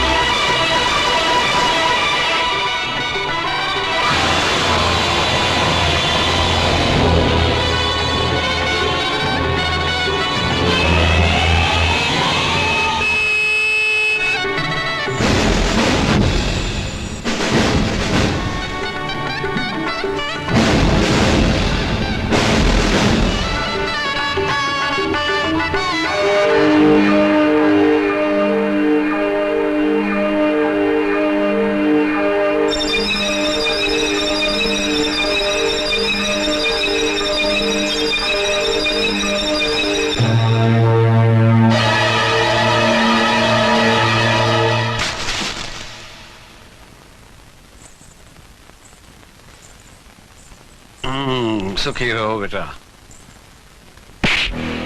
बेईमान, तेरी ये हिम्मत!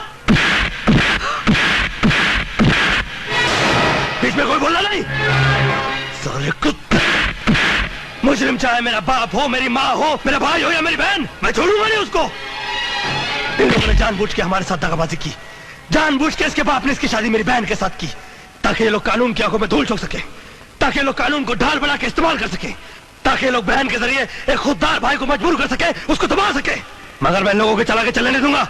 एक एक करके इनके सारे सपने तोड़ दूंगा मैं, और तुझे तेरे हर जुर्म की सजा भुगतनी पड़ेगी। दामाद वामाद तेल बेचने का, चल मेरे साथ चल।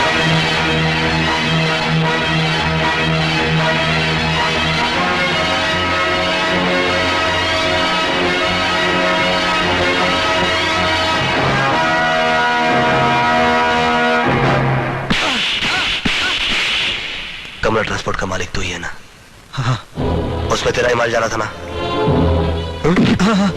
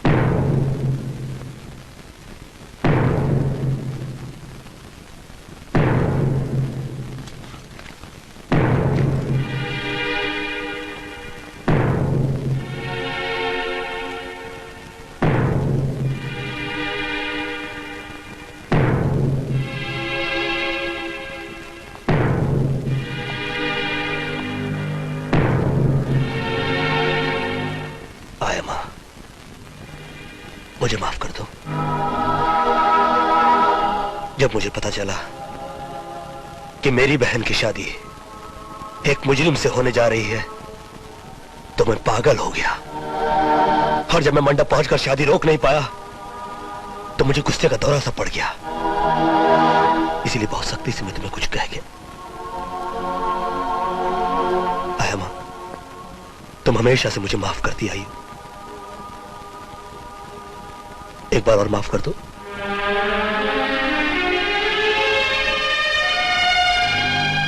और अगर माफ ना कर सको तो मेरी गलती की सजा दो मुझे, मगर इस तरह खामोश खड़ी मत रहो। यूं खामोश मत खड़ी रहो। सिद्धांत, बस कर सिद्धांत, बस कर। तुम्हारी तरह पांव पर गिरने वाली बेटी तो जन्म देने वाली माँ को भी मुश्किल से मिला करते। मैं तुमसे नाराज थी ना, इसमें दोष मेरा भी था, क्योंकि मैंने सिर्फ अपना ही दर्द याद रखा और तुम्हारा दर्द भूल गई। आओ, हम दोनों एक दूसरे को माफ कर दे।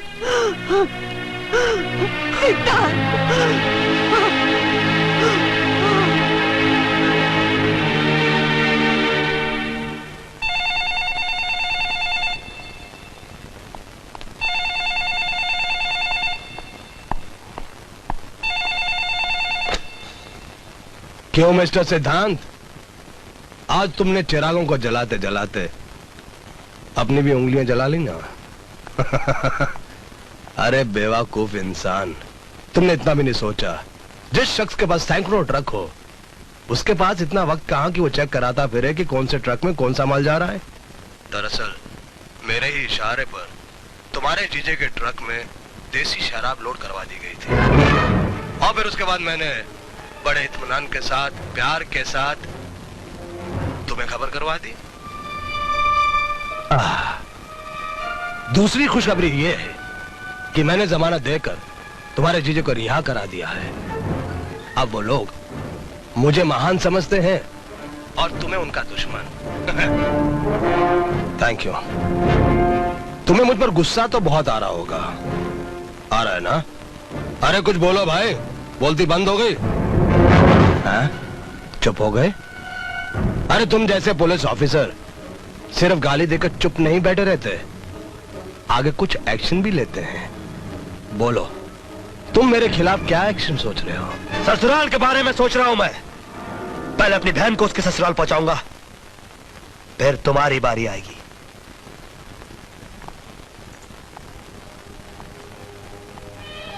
मैं जानता हूं तुम यहां किस लिए आए हो। पहले तुम अपनी गलती की माफी मांगोगे ताकि तुम अपनी बहन को यहां छोड़कर जा सको। ये याद रखो, ये मामला इतनी आसानी से तय नहीं होगा इंस्पेक्टर। एक इंस्पेक्टर को अपने फर्ज के लिए जो कुछ करना था वो तो कर गुजरा। अब एक भाई को अपनी बहन के लिए जो कुछ भी करना पड़े वो भी करूंगा। तुमको मेरे बेटे से माफी मांगनी होगी। मांग लूंगा। सिर्फ हाथ जोड़कर नहीं, पांव पर गिरकर माफी मांगनी होगी। वो भी करूंगा। ठहरो, तुमने सरेआम मेरे बेटे की और हमारी बेइज्जती की है, इसलिए तुम भी सरेआम माफी मांगोगे। पिताजी चुप रहो। मैं इतनी जल्दी बारातियों को तो बुला नहीं सकता, अपने घर के नौकरों को बुला लेता हूं। रामू, मुखिया, सुखिया, तुम्हें मेरे नौकरों के सामने इसके पांव पे सर रखकर माफी मांगनी होगी। बोलो, तैयार हो?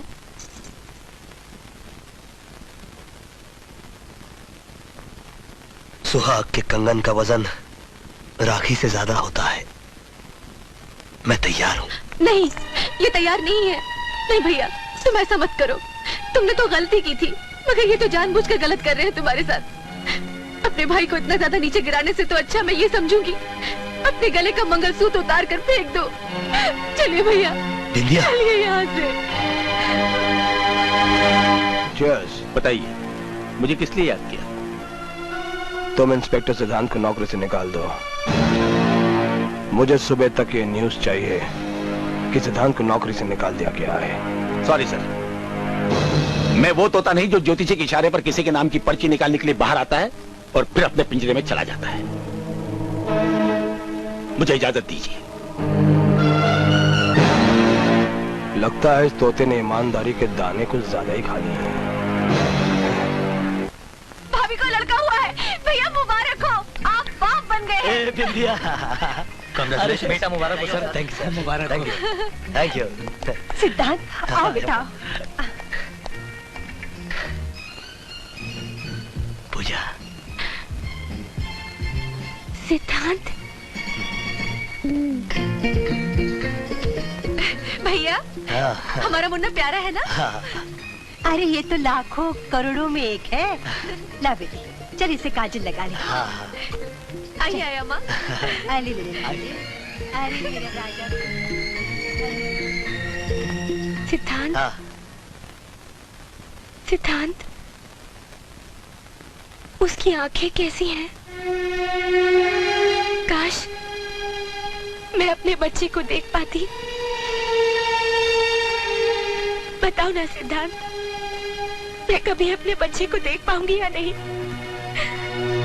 पूजा, बताओ ना, मैं कभी उसे देख पाऊंगी या नहीं? बताओ ना सिद्धांत, बताओ मुझे। बहुत जल्द देख पाओगी। आई स्पेशलिस्ट डॉक्टर भटनागर ने इनकी आंखों का टेस्ट लिया था और उनका कहना है कि अगले महीने इनकी आंखों का ऑपरेशन हो सकता है। अगले महीने की डॉक्टर साहब? कल क्यों नहीं? इतनी जल्दी मत करो इनका ऑपरेशन कराने में, क्योंकि अभी ये कमजोर हैं और एनेस्थीसिया देने के काबिल नहीं है, इसलिए इनका ऑपरेशन नहीं हो सकता। I'm sorry। पूजा, तुम दूध और फलों पर ज्यादा जोर दो, खूब खाओ पियो ताकि तंदुरुस्त हो जाओ। और अगले महीने जब तुम्हारी आंखों का ऑपरेशन होगा तो मुझे पूरा यकीन है कि 100% कामयाब होगा। सुना तुमने? अब तुम रोना नहीं है? आया माँ? अभी आया। सुना आप लोगों ने? डॉक्टर साहब का कहना है कि पूजा की आंखों की रोशनी अब दोबारा लौट आएगी। अरे वाह, भगवान करे किसी की बुरी नजर न लगे। सुना तुमने? डॉक्टर साहब का कहना है कि तेरी भाभी की आंखों की रोशनी अब दोबारा लौट आएगी, वो सब कुछ देख सकेगी। अरे सोच के रहा जा जाके मुबारकबाद। जुर्म के लिए माफी नहीं दी जाती, उसके लिए सजा दी जाती है। अब क्या होगा? अगर वो अंधी देखने लगी तो मैं बेमौत मारा जाऊंगा और हम सब पकड़े जाएंगे। हम तो अपने लिए रास्ता निकाल ही लेंगे। मर जाएगा बेचारा ये। तुम ठीक कहते हो बाबूजान, मैं सचमुच मारा जाऊंगा। तुमको इस मुसीबत से बचाने के लिए सिर्फ एक ही दवा बाकी है। डोंट वरी, दूध में पड़ी मक्खी को भी हम निकलवा देंगे। मिस्टर गोवर्धन। हाँ जी। अगर आप लोग जरा सा भी मेरा एहसान मानते हैं तो मेरी एक बात मान लें। जी कहिए। आप लोग सीधा शास्त्री जी के घर जाएं और उनसे कहें कि जो कुछ हुआ है उसे भूल जाएं। शास्त्री जी, आज हम अपनी बहू को घर ले जाने आए हैं। अगर किसी दबाव या मजबूरी के बिना अपनी इच्छा से आए हैं तो मुझे कोई एतराज नहीं।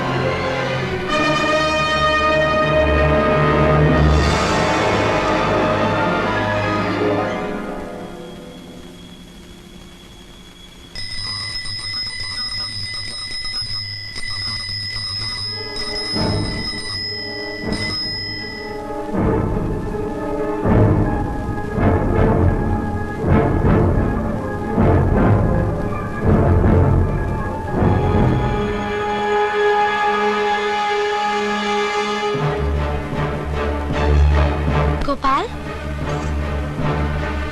आज पहली तारीख है ना? तुम अपने पैसे लेने कल आना। आज घर के सारे लोग मंदिर गए हैं। हाँ गोपाल, अरे इतनी जल्दी दूध छोड़कर चला गया।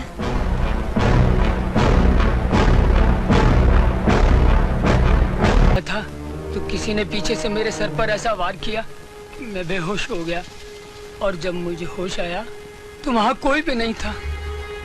दूध की थैली भी गायब थी।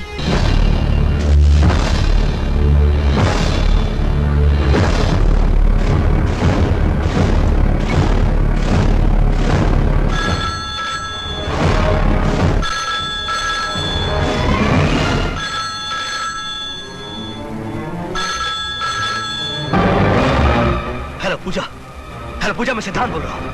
देखो घर में जो दूध आया उसे हाथ मत लगाना, उसमें कुछ भी हो सकता है, जहर हो सकता है, ये किसी की साजिश से तुम्हारी जान भी जा सकती है। हेलो पूजा, हेलो पूजा, तुम सुन रही क्यों नहीं? पूजा, पूजा तुम जवाब क्यों नहीं दे रही हो? हेलो हेलो पूजा, उसमें जहर हो सकता है, किसी की जान जा सकती। फोन किसने उठाया? हेलो हेलो, फोन किसने उठाया? हेलो पूजा, पूजा,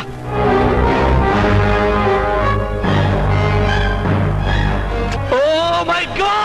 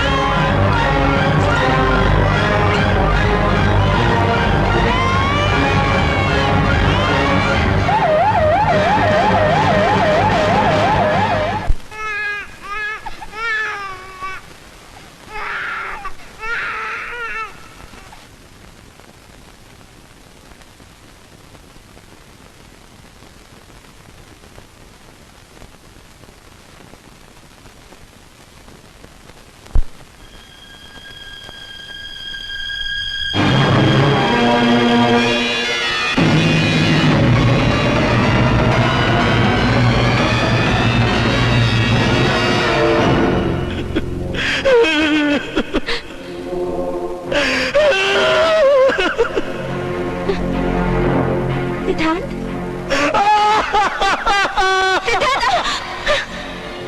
सिद्धांत, पूजा! सिद्धांत, मैं तुझे क्या किया पूजा? सिद्धांत, सिद्धांत, पूजा! सिद्धांत, पूजा! क्या हुआ सिद्धार्थ? ये तूने क्या किया पूजा? पूजा, तूने जो मुन्ना को दूध पिलाया उसमें जहर मिला हुआ था। मुन्ना सोया नहीं, मुन्ना मर गया। पूजा पूजा पूजा पूजा, हे पूजा पूजा पूजा।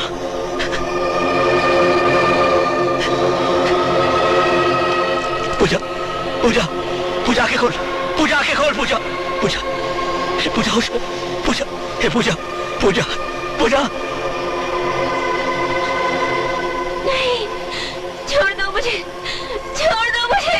पूजा, छोड़ दो मुझे, छोड़ दो मुझे, छोड़ दो मुझे, छोड़ दो मुझे, छोड़ दो मुझे, छोड़ दो मुझे। पूजा, औलाद औरों के भी मरते हैं, लेकिन किसी ने मेरी तरह लोरी गाकर अपने बच्चे को मौत की निदाई सुला दी होगी। मेरी अंधी जिंदगी मेरे बच्चे के लिए श्राप बन गई। मैं ये जिंदगी नहीं जीना चाहती, मैं मर जाना चाहती हूँ, मैं मर जाना चाहती हूँ। पूजा पूजा,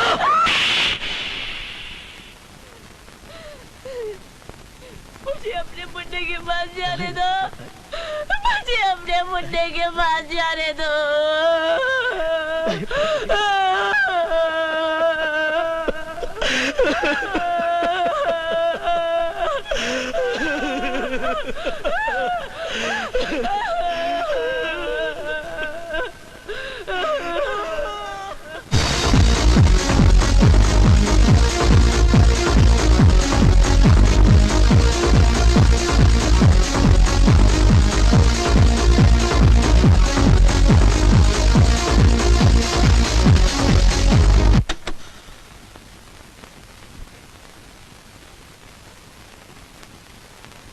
मैं तो सिर्फ ये कहने आया हूं कि दुनिया में अक्सर यही होता है, जिसे मर जाना चाहिए वो जिंदा रहता है, और जिसे जिंदा रहना चाहिए वो मर जाता है।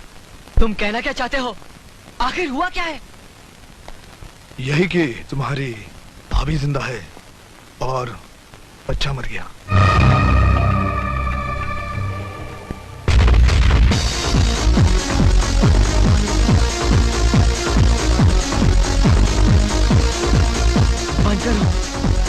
I said stop it! I said stop it! Get out! I said get out! Get out! Get out!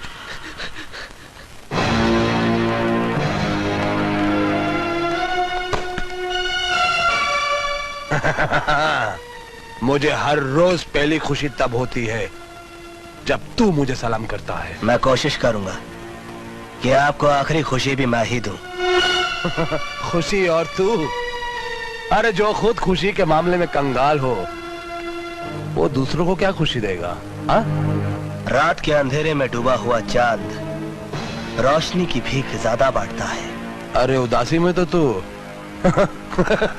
Philosopher की तरह बातें कर रहा है। मैं उदास नहीं, परेशान हूं। मेरी बीवी की आंखों का ऑपरेशन होने वाला है, मेरा उसके पास रहना बहुत जरूरी है। नहीं, तुम्हारा मेरे साथ जाना बहुत जरूरी है। पब्लिक मीटिंग के अंदर इतनी पब्लिक होगी, पब्लिक का क्या भरोसा मुझ पर हमला कर दे, मुझे मार दे। अगर तुम्हारी पत्नी मर गई तो तुम दूसरी शादी कर सकते हो, लेकिन अगर मैं मारा गया तो इस देश को मेरे जैसा नेता कहां से मिलेगा?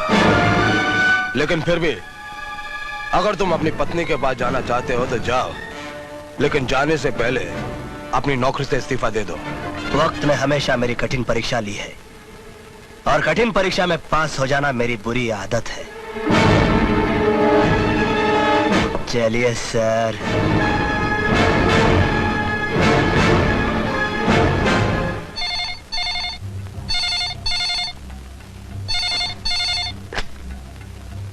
बाबूजान, मैं आदर्श वर्धन बोल रहा हूँ। सिद्धांत को मैं अपने साथ मीटिंग में ले जा रहा हूँ। उधर उसकी बीवी की आंखों का ऑपरेशन हो रहा है।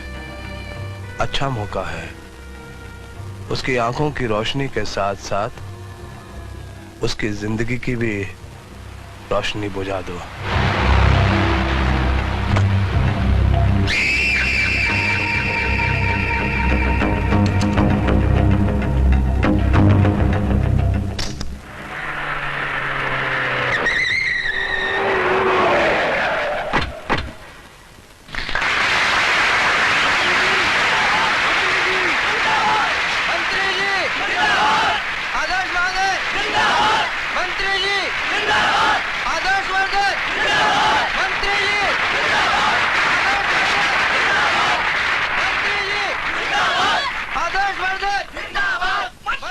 कन्हैयालाल जी, यहाँ इतनी कम भीड़ क्यों है? ये शास्त्री जी का इलाका है। आपको याद नहीं है पिछले बार इलेक्शन में आपको बहुत कम वोट मिले थे यहाँ से? हाँ? आज शास्त्री के इलाके में शास्त्री की इज्जत की अर्थी ना निकाली तो मेरा नाम भी आदर्श वर्धन नहीं।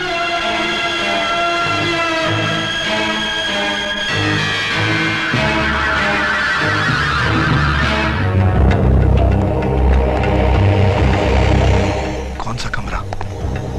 रूम नंबर 14 में। कुछ लोग मुझ पर यह इल्जाम लगाते हैं कि मंत्री बनने के बाद मैंने जनता की भलाई के लिए कुछ नहीं किया है, लेकिन ये गलत है, बिल्कुल गलत है। मुजरिम मैं नहीं, मुजरिम है शास्त्री जी, क्योंकि जब वो मंत्री पद पे थे उन्होंने करोड़ों रुपए का घपला किया था। वो रिश्वतखोर थे, बेईमान थे, उन्होंने सरकारी खजाना बिल्कुल खाली कर दिया था।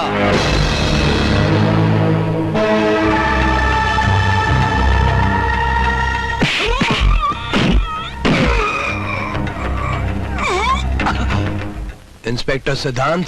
सर,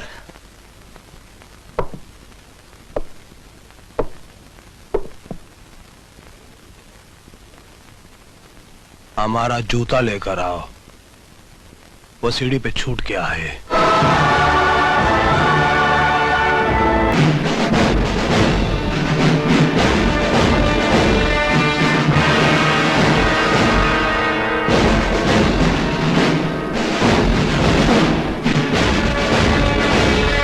बुरा तो नहीं लग रहा है ना? बुरा तो नहीं लग रहा है ना? बुरा तो नहीं लग रहा है ना?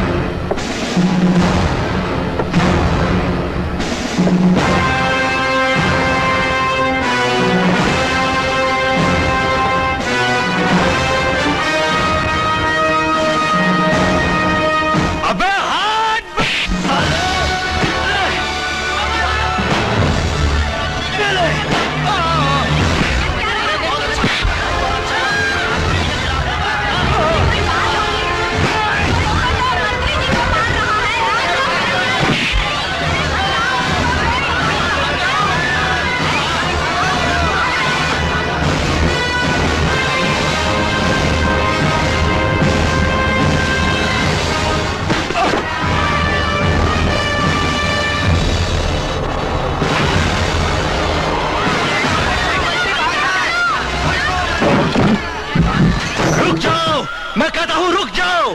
कब तक किसी तरह सच्चाई से भागते रहोगे आप लोग? कब तक? अभी तो आप लोगों को कई समुंदर, कई तूफानों से लड़ना है। याद रखो, जो लोग वक्त के धारे में कागज की नाव की तरह बह जाते हैं उन्हें एक मामूली सी लहर भी डुबा देती है। मैंने यहां पर कोई जुल्म नहीं, इंसाफ किया है, इंसाफ। मगर उस इंसाफ में जरा सी कमी रह गई। मुझे आदर्श वर्धन को उसके नए जूते से नहीं बल्कि किसी गरीब की फटी पुरानी कील निकली हुई चप्पल से मारना चाहिए था, चप्पल से। इसलिए कि खून चूसने वाले खटमल से ज्यादा खतरनाक होता है दिमाग जो हड्डियां तक चूस जाता है। और ये आदर्श वर्धन देश और समाज के उसी खतरनाक दिमाग की तरह है जिससे मैं आप लोगों को बचाना चाहता हूं।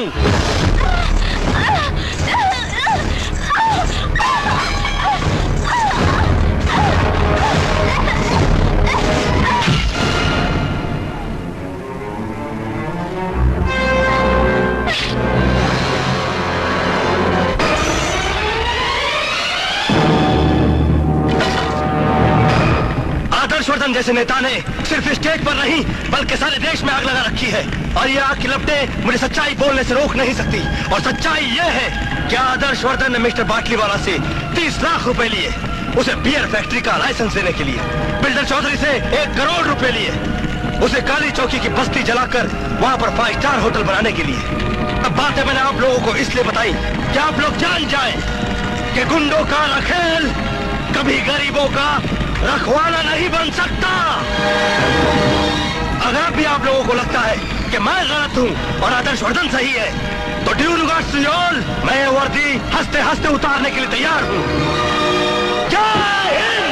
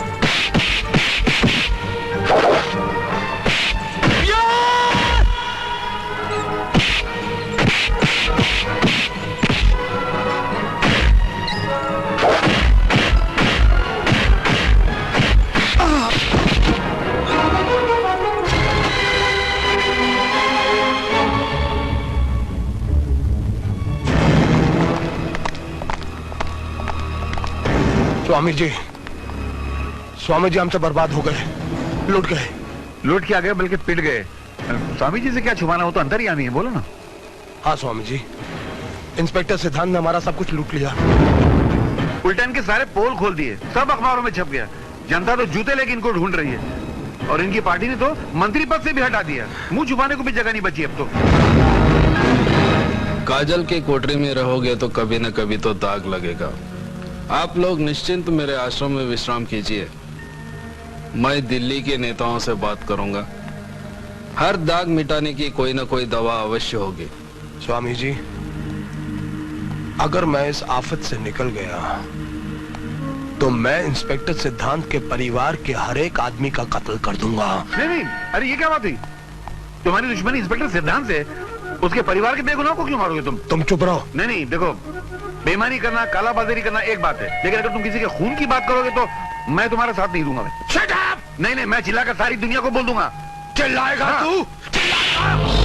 चिल्लाएगा ये? क्या सोच रहे हो? कुछ नहीं स्वामी जी, मेरे पुराने मालिक ने कहा था कि बेईमानी करोगे तो एक दिन इतने जूते पड़ेंगे कि टकला निकल आएगा। जूते तो पड़ गए, टकला भी एक दिन निकल ही आएगा। देवी माँ, आज बहू की आंखों की पट्टी खुलने वाली है।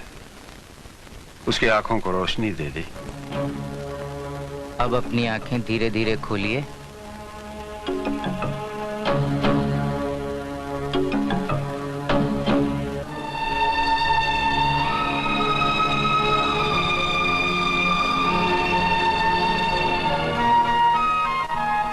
सिद्धांत, मैं देख सकती हूँ सिद्धांत, मैं देख सकती हूँ। सिद्धांत, पूजा, सिद्धांत, मैं सब कुछ देख सकती हूँ सिद्धांत, मैं सब कुछ देख सकती हूँ। Thank you doctor. बेटी, आप आया माँ है ना? हाँ बेटी। और तो बिंदिया और ये तुम्हारे पति हैं। नमस्ते भाभी जी। मेरे देवर जी कहाँ है? अरे हाँ, नंदू कहाँ है आज? वो कहीं जरूरी काम में फंस गया होगा। अरे उसे और बाबूजी? बाबूजी, मेरे बाबूजी कहाँ है? बाबूजी, बाबूजी, बाबूजी, बाबूजी, बाबूजी, मेरी आंखें वापस आ गई बाबूजी। बाबूजी, अब मैं आपकी हर चीज संभाल के रखूंगी, आपकी कोई भी चीज गुम नहीं होने दूंगी। सिद्धांत बहुत खुश हुआ होगा ना? हाँ बाबूजी, वो बहुत खुश है, बहुत खुश।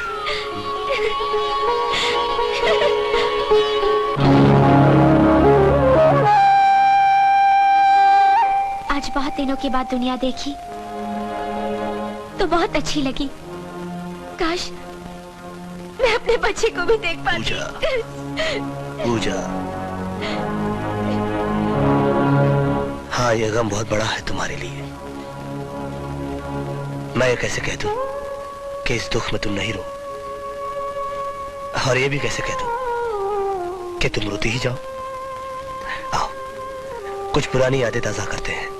शादी का एल्बम दिखाता हूं तुम्हें। ये देखो, देखो इस तस्वीर में तुम कितनी खूबसूरत लग रही हो। किसी ने तुम्हें रोका नहीं कि तुम एक अंधी लड़की से शादी क्यों कर रहे हो? अरे नहीं पगली, बल्कि मेरे इस फैसले से सभी घर वाले बहुत खुश थे। ये देखो, ये देखो बाबूजी कितने खुश नजर आ रहे हैं। आया माँ, अपनी बिंदिया। हाँ हाँ, ये देखो। इसकी तस्वीर इस एल्बम में आपने क्यों लगा दी? क्या मतलब?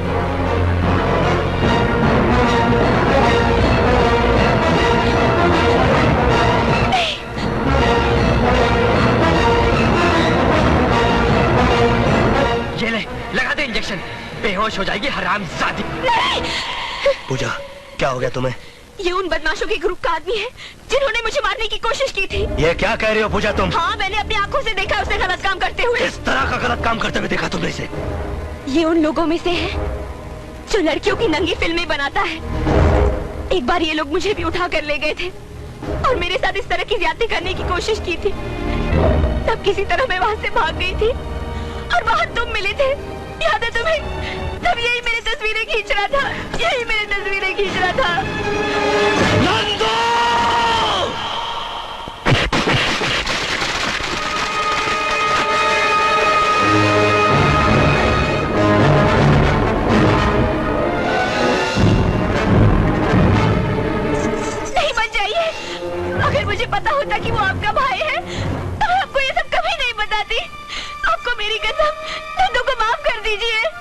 मुजरिम को माफी नहीं, उसे सजा दी जाती है।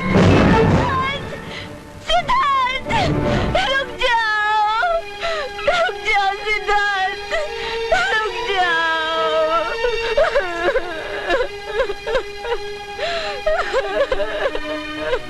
रो मत बेटी, रो मत। पश्चाताप के आंसू तो मुझे बहाने चाहिए। इस घर में राम के भाई के रूप में लक्ष्मण की जगह रावण ने जन्म लिया। बाबूजी,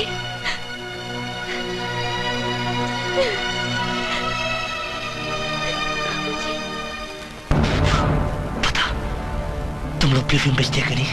हाँ हाँ, किससे खरीदते हो? आपके भाई नंदू से। और कौन कौन आ रहा उसके साथ? और मैंने मंत्री आदर्शवर्धन के साथ उनको देखा है। वो अक्सर यहाँ उनके साथ गाड़ी में आते जाते रहते हैं। कहाँ ब्लू फिल्म बनाते हैं वो लोग? उन लोग का अड्डा कहाँ है? मुझे नहीं मालूम। बता। मुझे नहीं मालूम। बता। मुझे मालूम है।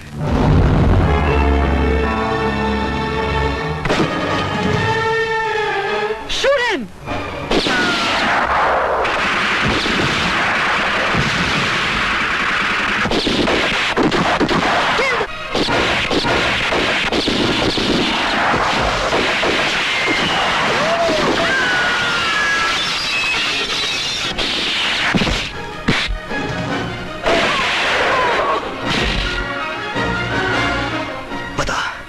आदर्शवर्धन कहाँ है?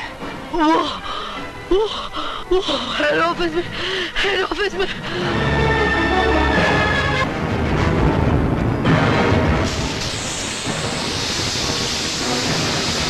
I'm sorry, baby.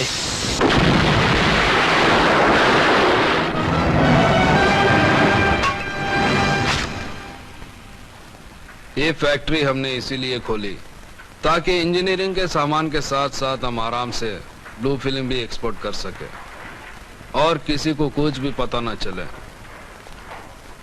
वो तो ठीक है स्वामी जी, लेकिन आपने दिल्ली बात की कि नहीं?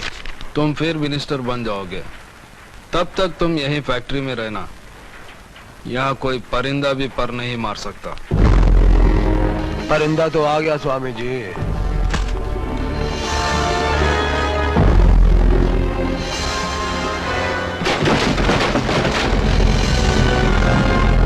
खत्म करो। बचने न पाए आज।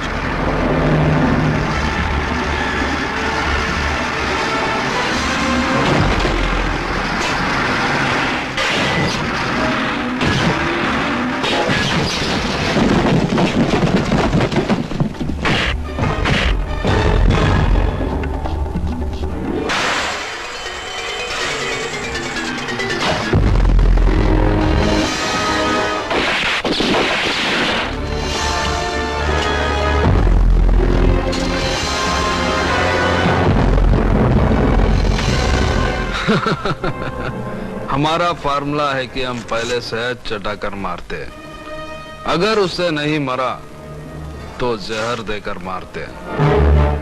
तुमने हमारा शहद वाला रूप देखा है ना, अब ये जहर वाला रूप देखो। हमारा देश साधुओं और फकीरों का देश है। ये तो अच्छा हुआ कि तुम्हारा ये कमीनापन सिर्फ मैंने देखा।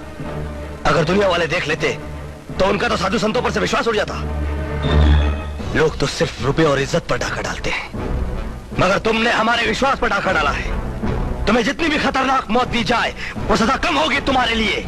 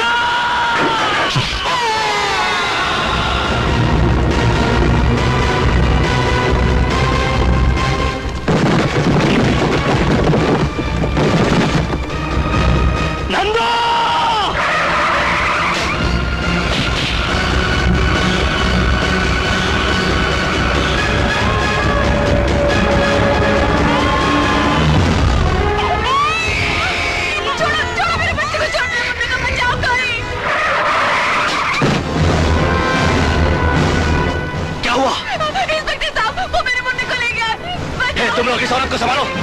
नंदू!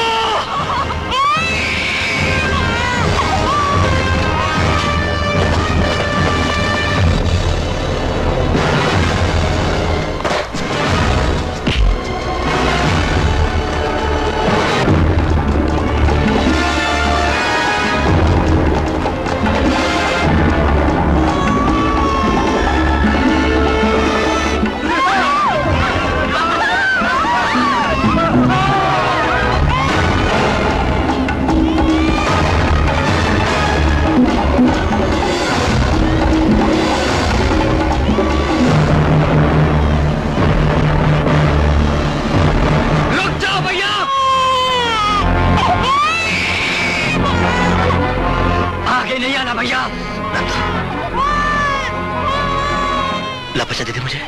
अरे चल हट। नंदो, ला बच्चा दे दे मुझे। आगे आए तो बच्चे को नीचे फेंक दूंगा मैं।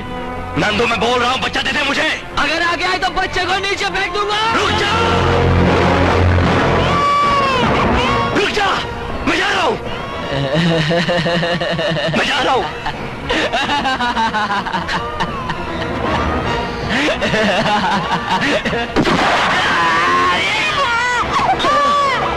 नंदू!